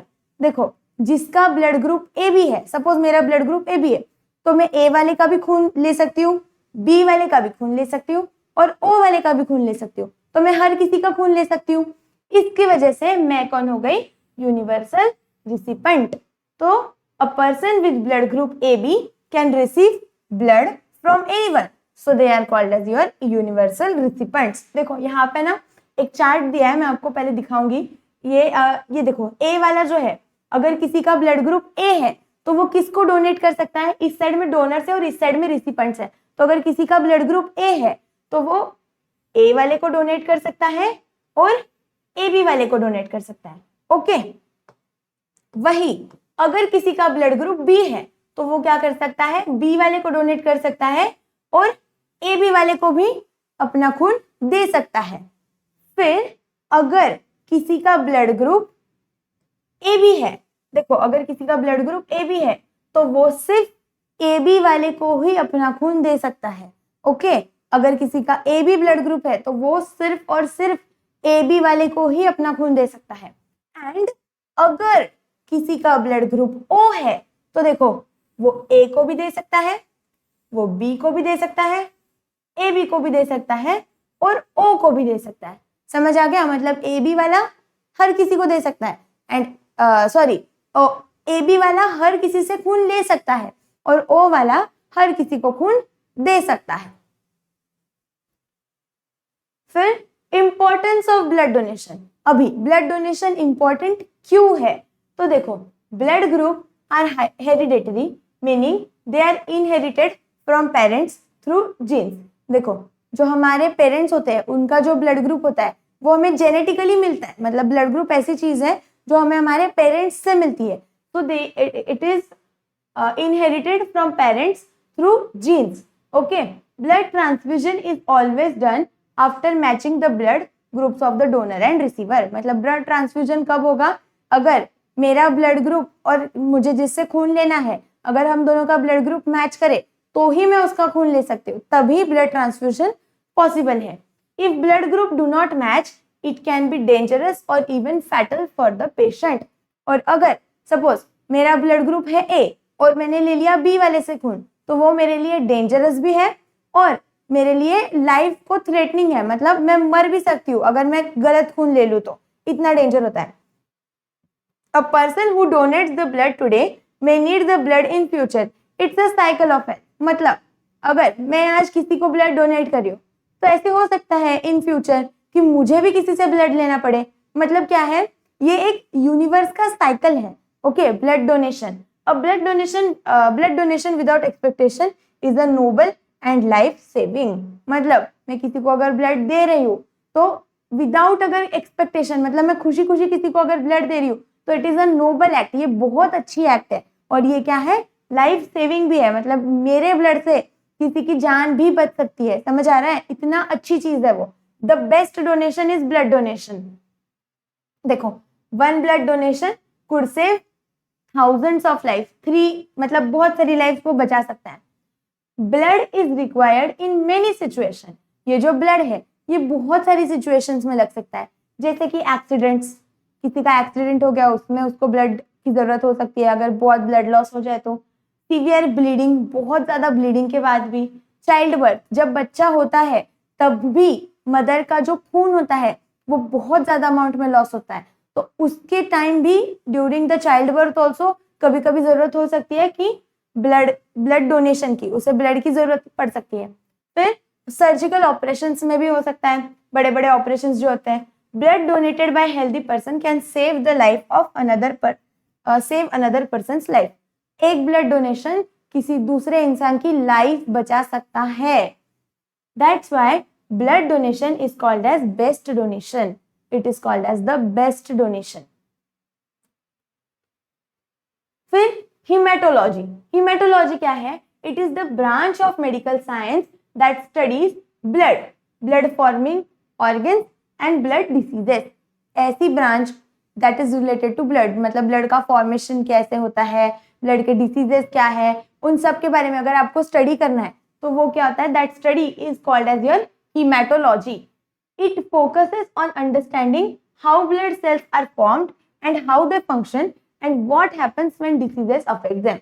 मतलब ये इसमें हम लोग क्या क्या चीजें पढ़ते हैं, तो ब्लड सेल्स कैसे बनते हैं उसके बारे में भी पढ़ते हैं, फिर उसके बाद उनका काम कैसे होता है, हाउ दे फंक्शन, वो कैसे काम करते हैं वो भी पढ़ते हैं, and what happens when diseases affect them, जब कोई बीमारी उसे अफेक्ट करती है ब्लड को तो उसके साथ क्या होता है, ये सब चीजें इसमें पढ़ते हैं। In haematology research and diagnosis of blood disorders are carried out. अलग अलग जो ब्लड के बारे में रिसर्च और उसके डिसीजेस वगैरह के बारे में भी रिसर्च किया जाता है इस ब्रांच में। It also helps in finding treatments and cure for various blood related diseases. और यहाँ पे ट्रीटमेंट्स या फिर अलग अलग ट्रीटमेंट्स जो है उसके बारे में भी रिसर्च करते हैं अबाउट द ब्लड, ओके, अलग अलग ब्लड डिसीजेस के बारे में। फिर ब्लड प्रेशर, ब्लड प्रेशर हमने सुना है कि ना मतलब बहुत सारे लोग होते हैं जिनके पेरेंट्स वगैरह को ब्लड प्रेशर का प्रॉब्लम होता है, हाई बीपी, लो बीपी, तो that is this blood pressure. Blood pressure is the pressure exerted by blood on the walls of arteries due to the contraction and relaxation of heart।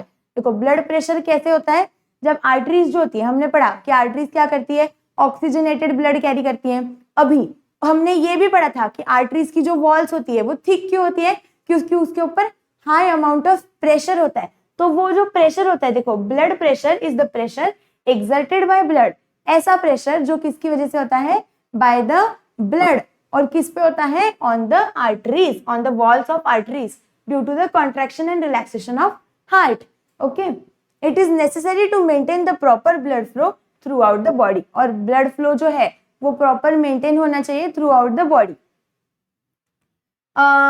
ये आपने एक machine देखा रहेगा, देखो ये जो मशीन होता है ना, जो ऐसे टाइट ग्रीन कलर का एक यूजुअली मशीन आता है डॉक्टर्स के पास, वैसे उसको एकदम यहाँ पे टाइट कर लगाते हैं और फिर वो ये इससे इस चीज को प्रेस करके वो देखते हैं उसका ब्लड प्रेशर कैसा है, तो that is the thing. Okay, types of blood pressure, यहाँ पे 2 टाइप के ब्लड प्रेशर होते हैं, एक होता है सिस्टोलिक एंड एक होता है डायस्टोलिक। सिस्टोलिक मतलब क्या, the pressure recorded during the contraction of heart represent the highest blood pressure in the arteries. जब हार्ट का कॉन्ट्रैक्शन होता है तो उस टाइम पे जो ब्लड प्रेशर, जो प्रेशर उसके ऊपर होता है, that is your systolic pressure. And diastolic pressure मतलब क्या होता है, that is recorded during the relaxation of heart, उसे बोलते हैं diastolic pressure, and it represents the lowest pressure in the arteries. मतलब आर्टरीज में मैक्सिमम कितना प्रेशर हो सकता है वो किससे पता चलता है, सिस्टोलिक प्रेशर से, और मिनिमम कितना हो सकता है वो किससे, डायस्टोलिक प्रेशर से। फिर normal blood pressure for a healthy person, कोई अगर हेल्दी पर्सन है तो उसका नॉर्मल ब्लड प्रेशर कितना होना चाहिए, 120 to 80 mmHg मतलब millimetre of mercury to 139 to 89 mmHg। ये mmHg मतलब क्या होता है ना, इसका यूनिट है। ओके, तो ये जो है देखो सिस्टोलिक प्रेशर 120 होना चाहिए, मतलब मैक्सिमम 120 से लेके 80, कौन सा जो सबसे कम वाला जो होता है दैट इज डायस्टोलिक प्रेशर जो है वो 80 तक होना चाहिए, टू 139 से 89 इस रेंज के बीच में अगर वो है तो that is normal body blood pressure. Measured using a device called sphygmomanometer. क्या होता है, ये जो डिवाइस होता है इसे बोलते हैं स्पेग्मोमेनोमीटर, और इससे हम लोग प्रेशर, ब्लड प्रेशर को मेजर करते हैं, जो डॉक्टर्स के पास होता है, मैं बता रही थी ना वही। हाइपरटेंशन, हाई ब्लड प्रेशर, जब हम लोग बोलते हैं ना कि बीपी हाई हो गया या फिर बीपी लो हो गया, तो that is hypertension, that is high blood pressure. Okay, hypertension means having blood pressure higher than normal level, जितना नॉर्मल लेवल है अगर ब्लड प्रेशर उससे ज्यादा है that is your hypertension. It causes extra pressure that is tension in the arteries, और इसकी वजह से आर्टरीज पे क्या होता है, एक्स्ट्रा प्रेशर बनता है। The heart has to work harder than normal to pump the blood, और जितना नॉर्मली मतलब हार्ट को अगर ब्लड पंप करना है थ्रू आउट द बॉडी तो उसको जितनी मेहनत लगती है, अभी अगर हाइपरटेंशन है, हाई बीपी है, तो उसको उससे ज्यादा मेहनत लगेगी। Heart has to work harder मतलब और ज्यादा मेहनत करनी पड़ती है। In hypertension both systolic and diastolic pressure remains higher than normal, और हाइपरटेंशन में क्या होता है, जो सिस्टोलिक एंड डायस्टोलिक ये जो दोनों प्रेशर है वो क्या होता है, नॉर्मल लेवल से ज्यादा हो जाते हैं। Continuous high blood pressure can be harmful for the heart and the blood vessels, और अगर कंटिन्यूअसली किसी इंसान का हाई बीपी रहता है तो it is harmful for their heart, और उसकी पूरी मतलब बॉडी के लिए, वो ब्लड वेसल्स के लिए भी हार्मफुल है और उसके हार्ट के लिए भी हार्मफुल है। देखो मतलब जब नॉर्मली हमारे जो डायमीटर होती है ना, इसकी थिकनेस जो होती है वॉल्स की वो ऐसे होती है। ओके, बट हाइपरटेंशन की वजह से ये जो इनका थिकनेस है देखो ये यहाँ पे बढ़ जाता है। ओके, फिर नॉर्मल ये कुछ यहाँ पे फोटो दिया है, जैसे नॉर्मल ब्लड प्रेशर कितना होना चाहिए, सिस्टोलिक 90 से लेके 119 तक एंड डायस्टोलिक 60 से लेके 79 तक। प्राइमरी हाइपरटेंशन, अगर किसी इंसान का मतलब बीपी, अब बोलते हैं ना बहुत बार कि अभी मुझे तो बीपी की शुरुआत है, तो दैट इज प्राइमरी हाइपरटेंशन। तो जब किसी इंसान को ये जो ब्लड प्रेशर का जो प्रॉब्लम होता है उसकी शुरुआत होती है तो उसका टेम्परेचर रेंज कहाँ से कैसे होता है, टेम्परेचर बोल रही हूँ, प्रेशर रेंज वो कैसे होता है 120 से लेके 139 के बीच में, एंड डायस्टोलिक कितना होता है 80 से लेके 90। देखो मतलब ये 10 से बढ़ गया। फिर अगर हाइपरटेंशन स्टेज 1 है मतलब उसको फर्स्ट स्टेज का बीपी है, दैट इज फर्स्ट स्टेज का ब्लड प्रेशर का प्रॉब्लम है, तो वो क्या होता है 140 से लेके 159 के बीच में चले जाता है, कौन सा, systolic pressure, and diastolic pressure 90 से लेके 99 के बीच में चले जाता है। मतलब समझ आ रहा है, नॉर्मली 60 to 79 होना चाहिए बट वो कितना बढ़ जाता है 90 से लेके 99 तक। ओके, एंड सेकेंड स्टेज का अगर किसी को हाइपरटेंशन है तो उसका जो सिस्टोलिक प्रेशर होता है वो 160 से भी ऊपर चले जाता है। मतलब समझ आ रहा है कि वो कितना ज्यादा मतलब डेंजरस है। ओके, एंड डायस्टोलिक प्रेशर जो होता है वो 110 से ऊपर 100 के ऊपर चले जाता है। ओके, अच्छा तो अभी यहाँ पे ये चैप्टर में जितने भी कंसेप्ट्स है ये सारे कंसेप्ट्स खत्म हो गए। अभी हम लोग इसकी एक्सरसाइज स्टार्ट करेंगे। तो देखो एक्सरसाइज में सबसे पहला क्वेश्चन क्या है, फाइंड आउट माय पार्टनर, मतलब match the pair. Heartbeat, heartbeat क्या होगा, इसका पार्टनर क्या हो सकता है 72। देखो हार्ट बीट 72 क्यों, क्योंकि 72 times in a minute heartbeat होता है। ओके, red blood cells, red blood cells का क्या हो सकता है, तो देखो वो कितने प्रेजेंट होते हैं 50 से 60 लाख पर सेंटीमीटर क्यूब, ये वो प्रेजेंट होते हैं। यहाँ पे इन सब के आंसर दिए।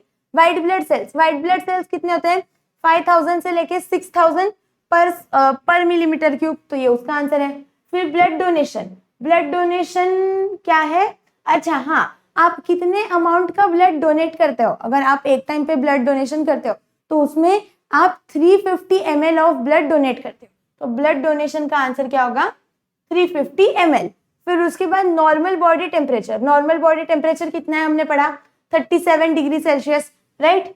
तो वो and pH of oxygenated blood, हमने ये भी पढ़ा कि पीएच ऑफ ऑक्सीजनेटेड ब्लड कितना है 7.4, दैट इज स्लाइटली एल्कलाइन, थोड़ा सा बेसिक होता है ब्लड नेचर में। अगर आपने ना ये पूरा चैप्टर अच्छे से समझ लिया है, जितनी भी चीजें मैंने आगे समझाई है, अगर आपने उसके प्रॉपर नोट्स निकाल लिए ना, तो ये पूरा एक्सरसाइज आप इजीली सॉल्व कर सकते हो खुद से ही, ओके। फिर नेक्स्ट क्वेश्चन क्या है, complete the following table. Respiratory system, respiratory system जो है उसके अंदर जो ऑर्गन्स है उनके बारे में लिखो और उनके काम के बारे में लिखो। तो नोट्स क्या है, traps the dust particles, germs and prevent their access to respiratory system. मतलब जम्प्स वगैरह जो होते हैं उनको नोज वहीं पे ट्रैक कर लेता है, वो जो हेयर होता है उसके अंदर, उसमें जम्प्स और क्या होता है धूल ट्रैप हो जाती है और फिर वो रेस्पिरेटरी सिस्टम में अंदर नहीं जा पाती है। फिर फेरिंग्स मतलब थ्रोट, थ्रोट का क्या काम है, it serves as a route for air entering into the wind pipe, air को विंड पाइप तक जाने का काम किसका होता है, थ्रोट का। फिर विंड पाइप, विंड पाइप का क्या काम है, it serves as a channel for air to enter into lungs. कहां से, थ्रोट से जो एयर जा रही है अभी तो वो विंड पाइप में जाएगी, फिर विंड पाइप से कहां जाएगी, लंग्स में जाएगी, ओके। लंग्स क्या काम करते हैं, helps to exchange oxygen and carbon dioxide between the blood and the air. Blood और एयर में जो ऑक्सीजन कार्बन डाइऑक्साइड का जो एक्सचेंज होता है वो किसकी वजह से होता है, because of the presence of lungs. Next question है सर्कुलेटरी सिस्टम। सर्कुलेटरी सिस्टम में क्या है चीजें, फिर एक होता है हार्ट और एक होता है ब्लड वेसल्स। तो हार्ट के बारे में लिखो, the major organ via which blood circulates to various parts of the body. Blood किससे सर्कुलेट होता है, with the help of heart.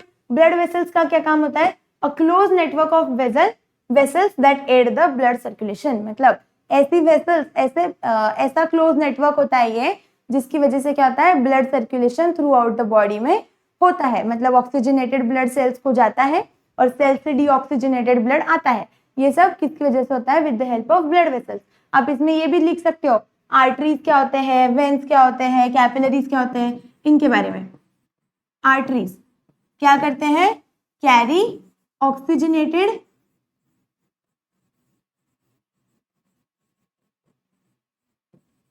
ये ऑक्सीजनेटेड ब्लड कैरी करते हैं। तो ये आप लिख सकते हो except what, except pulmonary artery, वो भी लिख देना, एक्सेप्शन लिख देना इधर, एक्सेप्ट पल्मोनरी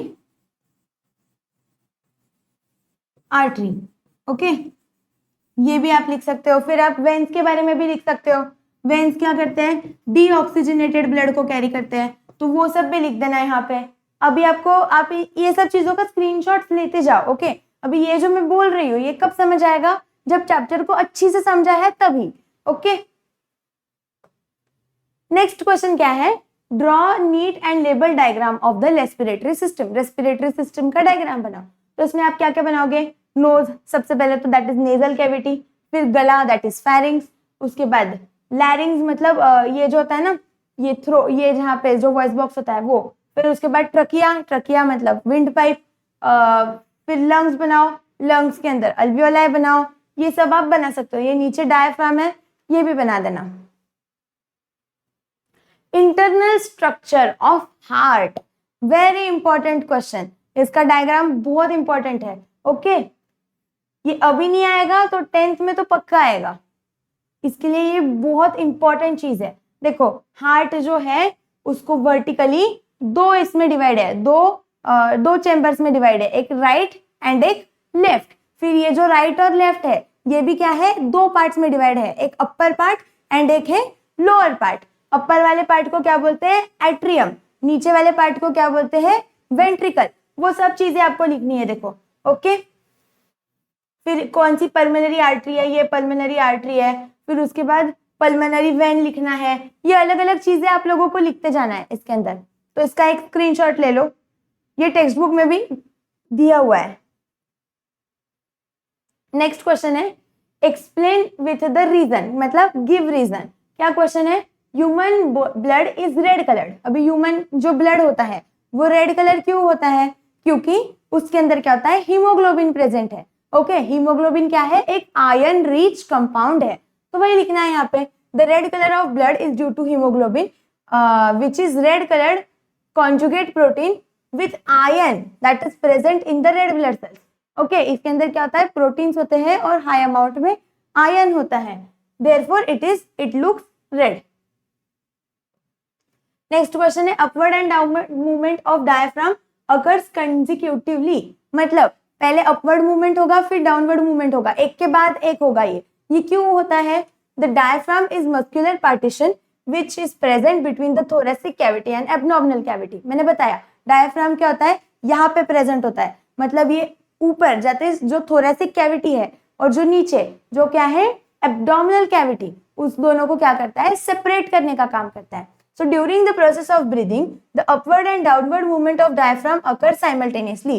जब हम लोग ब्रीदिंग करते हैं, जब श्वास लेते हैं और जब श्वास छोड़ते हैं, तो क्या होता है, डायफ्राम का continuously upward and downward movement होता है। When we inhale, the ribs rise up while the diaphragm lowers down simultaneously. जब हम लोग इनहेल करते हैं तो डायफ्राम नीचे जाता है, जब हम लोग एक्सेल करते हैं तो डायफ्राम ऊपर जाता है। ओके और ये सब क्यों होता है, increase and decrease in the pressure की वजह से। ये चीजें हमने पढ़ी है आगे। Okay, as the ribs return to the original position, the diaphragm rises up leading to the increase in the pressure inside the lung. मतलब जब हवा अंदर जा रही है तो वो क्या होगा, नीचे जाएगा, और फिर जब हवा बाहर निकलती है तो डायफ्राम ऊपर जाएगा। वही सब यहाँ पे लिखा हुआ है, increase and decrease in the pressure की वजह से। नेक्स्ट क्वेश्चन है blood donation is considered as the superior of all donation. Blood donation को सबसे बेस्ट डोनेशन क्यों माना जाता है? बिकॉज क्या होता है ब्लड डोनेशन, देखो ब्लड डोनेशन की जरूरत कब होती है, जब किसी इंसान का एक्सीडेंट हुआ है, सर्जरी हुआ है, ये सब केसेस में उसे ब्लड की जरूरत होती है। अभी अगर आप किसी को इस केस में, जब वो जिंदगी और मौत के बीच में खेल रहा है, उसके बीच में अगर उसको सिर्फ ब्लड की जरूरत है, आप उसको दे रहे हो, मतलब आप क्या कर रहे हो, उसकी जान बचा रहे हो, राइट? तो इसलिए it is consider as the superior. देखो क्या लिखा है, blood donation is considered superior of all donation because it can save someone's life, किसी की लाइफ बचा सकता है। Most of the lives are lost due to blood loss during surgeries. अगर मतलब बहुत सारे लोग क्या होता है ना, मर जाते हैं अगर सर्जरी वगैरह की चल रही है और उनमें अगर उनका ब्लड लॉस ज्यादा हो गया तो उसकी वजह से लोग मर जाते हैं। तो एक्सीडेंट्स एंड और cases where blood transfusion is required, मतलब जहाँ पे ब्लड ट्रांसफ्यूजन की जरूरत है, अगर उन्हें ब्लड नहीं मिलता है तो उनकी मौत हो सकती है। Okay, these lives can be saved if N adequate amount of blood is available, और उनकी लाइफ बच सकती है अगर उन्हें खून मिल जाए तो। इसलिए blood donation is considered as the most superior donation. Next question है a person with O blood group is considered as universal donor. O blood group वाले को यूनिवर्सल डोनर क्यों बोला जाता है, वो मैंने आपको बताया। Is considered as universal donor because ऐसे जो इंसान जिनके पास ब्लड ग्रुप ओ है, वो क्या कर सकते हैं, किसी को भी अपना खून दे सकते हैं। Can donate blood to a person having any other blood group. O वाला अपना खून ए को भी दे सकता है, बी को भी दे सकता है, ए बी को भी दे सकता है एंड ओ को भी दे सकता है। इसलिए food must have limited amount of salt. अभी जो हमारे खाने के अंदर जो सॉल्ट होता है वो लिमिटेड अमाउंट में होना चाहिए। तो क्यों? तो देखो food must have limited amount of salt as we require limited amount of salt. मतलब जो हमारी जो बॉडी है ना, उसको क्या है, लिमिटेड अमाउंट ऑफ सॉल्ट की ही जरूरत है। देखो excessive salt in the food can lead to accumulation of water in different parts of the body.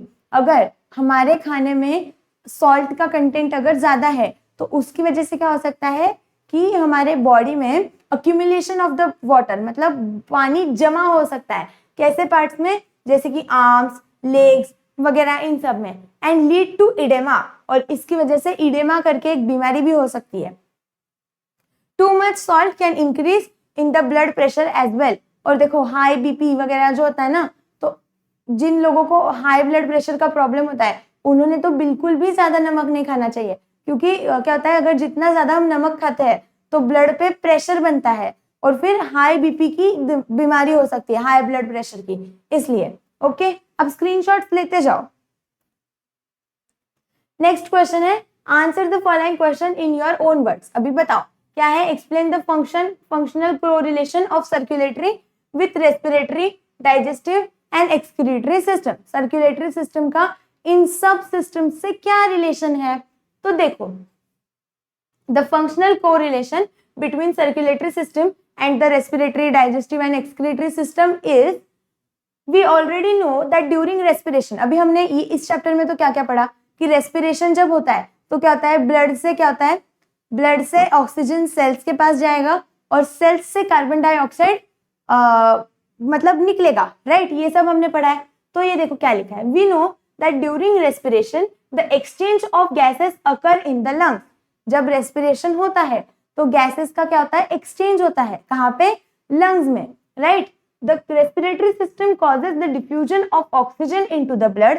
Respiratory system से क्या होता है, ब्लड के अंदर ऑक्सीजन जाता है, and the diffusion of CO2 out of the blood, और ब्लड से कार्बन डाइऑक्साइड बाहर निकलता है।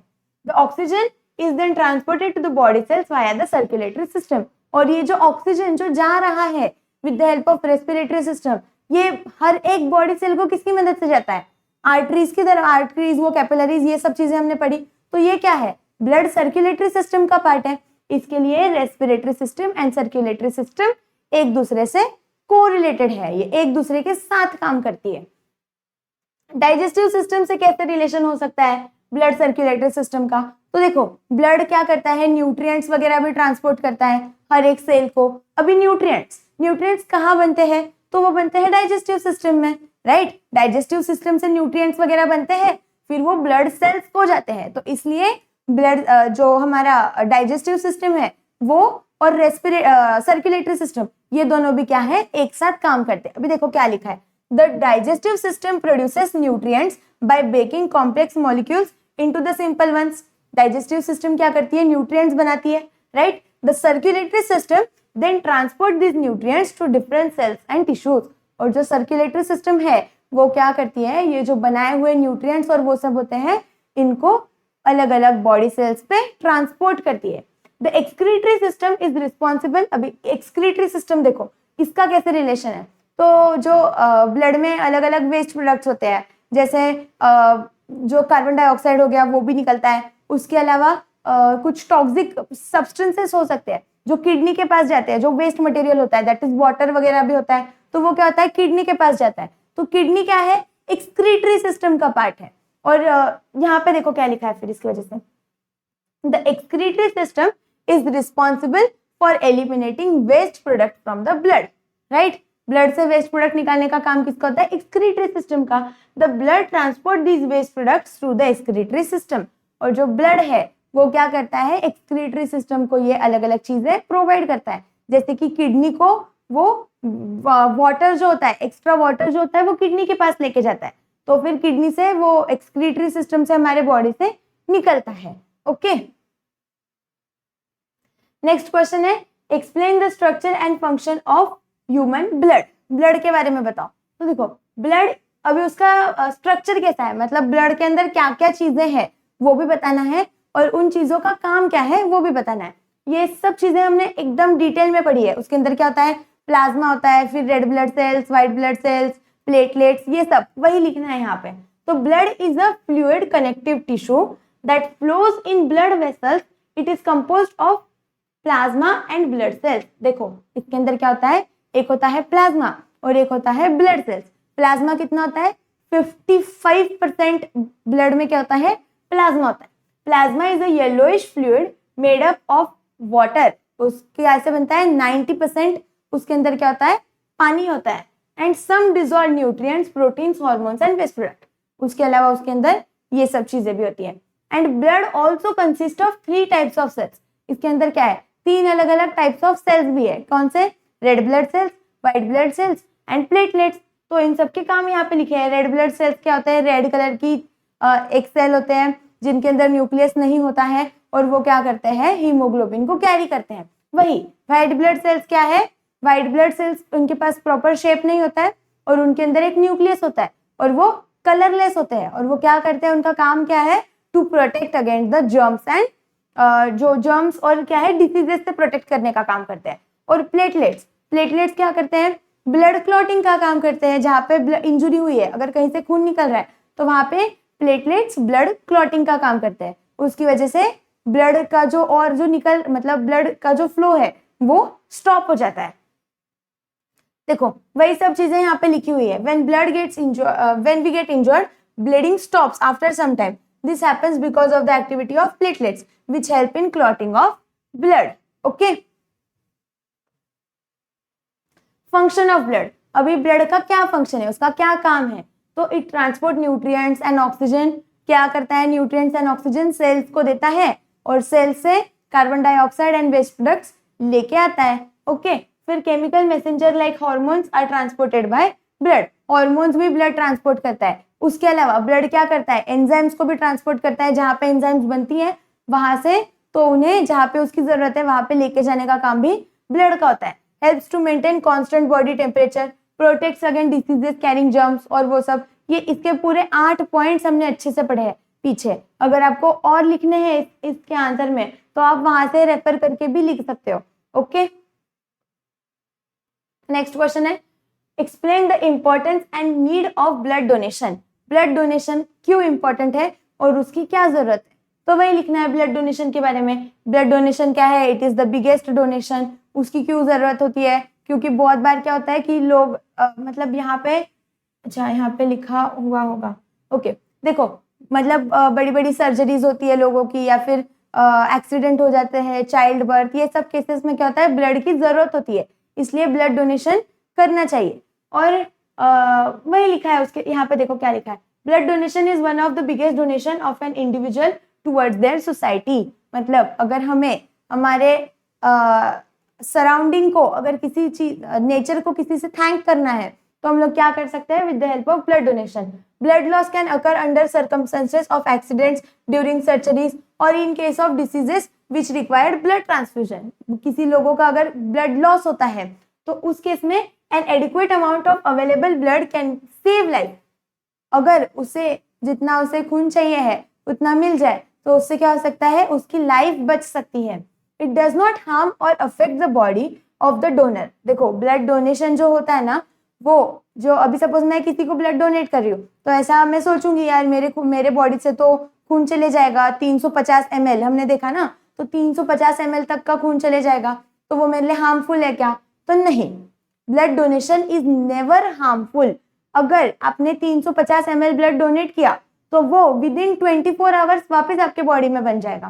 देखो क्या लिखा है, it does not harm the और affect the body of donor and the amount of blood which is donated can be recovered within 24 hours.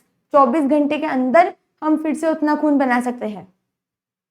This donated blood can be stored and used as when the requirement arises. मतलब ये जो blood जो donate किया है वो उसको store करते हैं और फिर जब जरूरत होती है तो उसे देते हैं। ओके नेक्स्ट है, explain the difference between arteries and veins. Arteries and veins का डिफरेंस बताओ। लिखो फिर। आर्टरीज क्या करती है, ऑक्सीजनेटेड ब्लड को कैरी करती है। ओके मतलब from heart to all the body parts. और ये क्या करती है, वेन्स डीऑक्सीजनेटेड ब्लड को कैरी करती है, मतलब from all the body parts to the heart. इसका एक्सेप्शन क्या है, पल्मोनरी आर्टरी। वो सब यहाँ पे लिखा हुआ है। यहाँ पे क्या है, पल्मोनरी वेन एक एक्सेप्शन है। फिर उसके बाद में इसके ऊपर क्या होता है, हाई ब्लड प्रेशर होता है। यहाँ पे लो ब्लड प्रेशर होता है वेन्स के अंदर, इसके लिए उसका स्मूथ फ्लोइंग होता है। फिर इसके अंदर वॉल्स प्रेजेंट नहीं होते हैं, इसकी वजह से ब्लड आगे पीछे कैसे भी घूम सकता है। बट यहाँ पे क्या होता है, वेन्स में वॉल्स प्रेजेंट होते हैं जिसकी वजह से ब्लड सिर्फ एक ही डायरेक्शन में जा सकता है। Okay walls are elastic. इसकी जो वॉल्स होती है वो क्या होती है, इलास्टिक होती है। इसकी वॉल्स नॉन इलास्टिक। ये क्या होती है, बॉडी के बहुत अंदर होते हैं आर्टरीज और वेन्स ऊपर होते हैं। फिर उसके अलावा इसके जो वॉल्स है आर्टरीज के वो थिक होते हैं, वेन्स के वॉल्स पतले होते हैं as compare to arteries. Can constrict and dilate. यहाँ पे मतलब ये छोटे बड़े हो सकते हैं, उसकी जो वॉल्स है वो कंस्ट्रिक्ट एंड डायलेट हो सकती है, ये कुछ नहीं हो सकती है। Veins have thick and muscular walls, have thin walls. Small artery are called as arterioles and small veins are called as venules. ये पॉइंट आप स्किप कर सकते हो, ये वाला अगर नहीं समझ, मतलब जो छोटी छोटी आर्टरीज होती है ना उसे क्या बोलते हैं, आर्टरियोल्स। ये बुक में नहीं है इसके लिए आप इसको स्किप भी कर सकते हो। और जो छोटी वेन्स होती है उसे बोलते हैं वेन्यूल्स। ओके आप स्क्रीनशॉट लेते जाओ। नेक्स्ट क्वेश्चन है एक्सटर्नल एंड इंटरनल रेस्पिरेशन के डिफरेंस। एक्सटर्नल रेस्पिरेशन क्या है? It occurs between the body and the external environment. Body और एक्सटर्नल एनवायरमेंट के बीच में जो होता है दैट इज एक्सटर्नल, मतलब नाक से जो होता है that is external respiration. And internal मतलब क्या? जो सेल्स के अंदर होता है that is your internal respiration. It is mechanical process, it is chemical. देखो ये मैकेनिकल प्रोसेस मतलब क्या कि ब्रीदिंग ब्रीद आउट, ये क्या है? मैकेनिकली पॉसिबल है। बट ये क्या है? केमिकल प्रोसेस है, इसके अंदर अलग अलग केमिकल्स और वो सब चीजें इन्वॉल्व है। फिर it can B both voluntary and involuntary action. अभी ये जो है एक्सटर्नल रेस्पिरेशन, ये वॉल्यूंटरी एक्शन भी हो सकता है, मतलब मेरी इच्छा से भी हो सकता है, और मैं अगर ना चाहूं तो भी वो कंटिन्यूअसली होता ही रहता है, राइट? मतलब इनवॉल्यूंटरी एक्शन है। और अगर मैं अपना नाक बंद कर दूं तो मैं नहीं चाहूंगी, मतलब मैं उसको कंट्रोल भी कर सकती हूँ, ओके। बट ये जो है ये क्या है? एक इनवॉल्यूंटरी एक्शन है, ये अपने आप कंटिन्यूअसली होते ही रहता है, मेरी इच्छा हो या मेरी इच्छा ना हो फिर भी। नेक्स्ट क्वेश्चन है which health parameters of blood donor should be checked. अगर आप मतलब किसी से ब्लड ले रहे हो तो आपने क्या क्या चीजें चेक करनी चाहिए, या फिर एक डोनर अगर है तो उसके क्या क्या चीजें चेक करनी चाहिए उससे ब्लड लेने से पहले। तो क्या चीजें चेक करनी चाहिए? अ blood donor should be completely healthy. Conditions क्या क्या है? अगर आपको ब्लड डोनेट करना है तो उसकी कंडीशन है कि आप एक हेल्दी ह्यूमन बीइंग रहने चाहिए। उसके अलावा haemoglobin level should be normal and sufficient. उसके ब्लड में नॉर्मल हीमोग्लोबिन होना चाहिए जितना रिक्वायर्ड है। वो जब भी हम लोग ब्लड डोनेट करते हैं ना तो उसके पहले वो आपका थोड़ा सा खून लेते हैं, फिर उसको चेक करते हैं कि उसके अंदर हीमोग्लोबिन कितना है वो सब, और फिर ही आपका ब्लड लिया जाता है, okay. RBCs red blood sales and white blood sales count should be with in normal range. उसके ब्लड में जिस भी इंसान का ब्लड ले रहे हैं उसके अंदर red blood sales and white blood cells का भी इनफ काउंट होना चाहिए, okay. Donor should B free from parasites like malaria parasites और डेंगू वायरस। मतलब अगर किसी को डेंगू हुआ है या मलेरिया हुआ है तो वो इंसान ब्लड डोनेट नहीं कर सकता है। तो donor must have HIV positive, must not be HIV positive और हैव एनी इन्फेक्शियस डिसीजेस। उसके अलावा उसके मतलब जो डोनर है वो HIV वगैरह जो ऐसे अलग अलग डिसीजेस होते हैं उसको ये डिसीजेस भी नहीं चाहिए, okay. The donor should not have any addiction such as drugs abuse और एल्कोहल कंजम्पशन।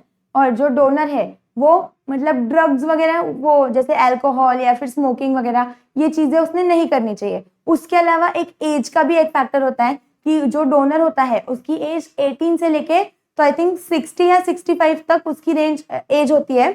और आफ्टर मतलब अभी सपोज मैंने आज अगर ब्लड डोनेट किया तो मैं अगला ब्लड डोनेशन अराउंड 3 या 4 महीने के बाद ही कर सकती हूँ। उसका एक टाइम होता है 3 या 4 महीने, उसके पहले मैं ब्लड डोनेट नहीं कर सकती, ओके। ये सब चीजें होती है। फिर फिल इन द ब्लैंक्स है, क्या क्या क्वेश्चन है देखो। RBC of the blood contain dash an iron compound. Red blood cells क्या कंटेन करते हैं? हीमोग्लोबिन। हीमोग्लोबिन क्या है? एक iron compound. Dash is present between thoracic and abdominal cavity. क्या प्रेजेंट होता है थोरैसिक एंड एब्डोमिनल कैविटी के बीच में? डायफ्राम। नेक्स्ट क्वेश्चन है cardiac muscles are. Cardiac muscles जो हार्ट के जो मसल्स होते हैं वो क्या होते हैं? Involuntary muscles. वो हमारी इच्छा से काम नहीं करते, वो कंटिन्यूअसली काम करते ही रहते हैं, सो दे आर इनवॉल्यूंटरी मसल्स। आप लोगों को पता है हमारा जो हार्ट है वो एक दिन में 1,00,000 टाइम्स तक बीट करता है, इतना ज्यादा वो बीट करता है। एक मिनट में वो 72 टाइम्स करता है। तो अब देखो एक मिनट में अगर 72 है तो एक दिन में 24 घंटे होते हैं, मतलब उसमें कितना करेगा? आप कैलकुलेट करो और मुझे बताओ कमेंट सेक्शन में, ओके।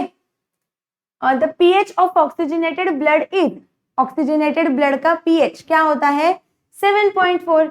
मतलब अच्छा वो एल्कलाइन होता है, यहाँ पे एल्कलाइन लिखना है एंड इट इज 7.4। ये भी है उसका आंसर हो सकता है, बट यहाँ पे ऑप्शंस नहीं है शायद ना, यहाँ पे ऑप्शन में एल्कलाइन है तो वो आंसर आएगा। नेक्स्ट क्वेश्चन क्या है? Production of RBCs occur in. RBCs का प्रोडक्शन कहाँ पे होता है? रेड बोन मैरो में, ये भी हमने पढ़ा। नेक्स्ट क्वेश्चन है find the odd man out. अभी ऑड मैन आउट निकालना है। देखो ए, ओ, के, ए बी एंड बी। तो ए क्या है? It is a type of blood group. O भी ब्लड ग्रुप का टाइप है। क्या के ब्लड ग्रुप का टाइप है?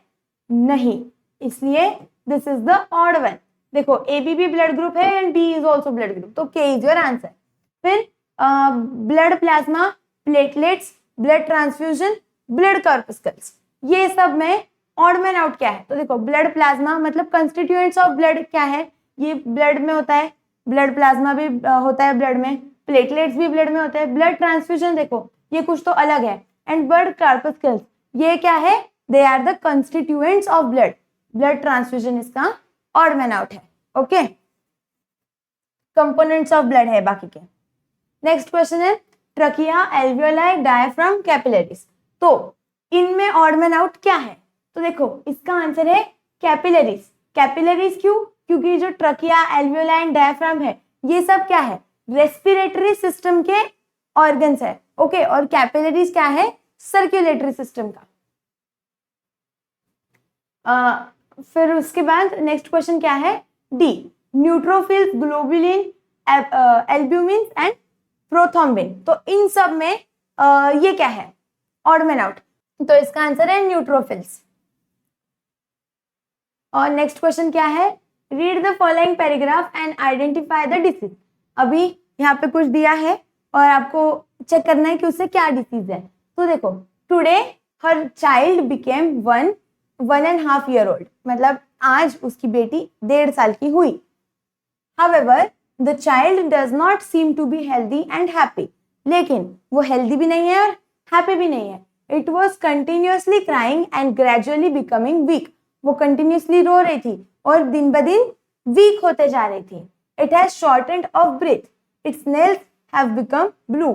और उसको श्वास लेने में प्रॉब्लम आ रही है और उसके जो नेल्स है वो भी ब्लू हो गए। तो इसको क्या बीमारी हो सकती है? तो देखो, from the mentioned symptoms it seems that the child is suffering from some kind of respiratory disorder और सर्कुलेटरी डिसऑर्डर। देखो उसको श्वास लेने में प्रॉब्लम आ रही है, तो उसकी वजह से क्या है? उसको एक तो रेस्पिरेटरी या फिर सर्कुलेटरी कोई प्रॉब्लम हो सकता है। He has a problem in breathing and his nails seem to be blue. अभी उसको जो है उसको ब्रीदिंग में मतलब श्वास लेने वगैरह में प्रॉब्लम आ रहा है और उसके जो नेल्स है वो भी क्या है? ब्लू कलर के हो गए, which means that there is low level or lack of oxygen circulating in the blood cells. और जो blue nails है वो किसकी वजह से है? Because of the lack of blood circulation. जब अगर blood circulation proper होता है ना तो हमारा खून रेड कलर का होता है, बट अगर वो insufficient है तो वो bluish टर्न होते जाता है। Okay, it is known as cyanosis. It occurs when enough oxygen is not present in the blood, thus making skin or membrane become below and the skin turns purplish blue.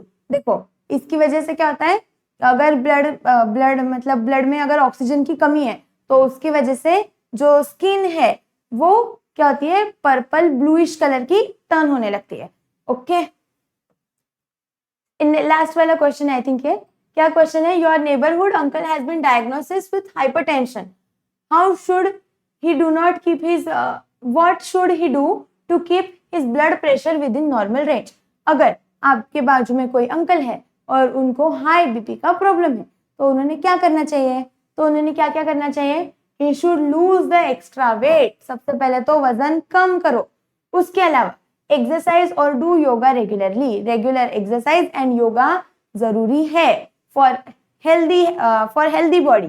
Okay, eat healthy balance diet containing fruits and vegetables. उनके diet में क्या होना चाहिए? Fruits and vegetables ज्यादा amount में होने चाहिए, healthy खाना खाना चाहिए। Reduce the amount of salt in food. खाने में जो नमक है उसका जो अमाउंट है वो कम करना चाहिए। Avoid alcohol and smoking. उसके अलावा reduce the amount of stress by indulging your favourite activities. जो आपको टेंशन आता है तो मतलब उनको बोलो कि आप थोड़ा कम टेंशन लो। ओके, और कैसे कम टेंशन ले सकते हैं? तो ऐसी कुछ चीजें करो जिससे आपको खुशी मिलती है, फेवरेट एक्टिविटीज करो। फिर उसके बाद regular monitoring of blood pressure, और ब्लड प्रेशर का कंटिन्यूअस मॉनिटरिंग जरूरी है। ओके, अच्छा तो अभी यहाँ पे ये चैप्टर हो गया है खत्म। अगर आप लोगों को ये वीडियो अच्छा लगा है तो इसे लाइक करो, अपने दोस्तों के साथ शेयर करो और ऐसे ही वीडियोस के लिए इस चैनल को सब्सक्राइब करो। तब तक के लिए मिलते हैं नेक्स्ट क्लास में।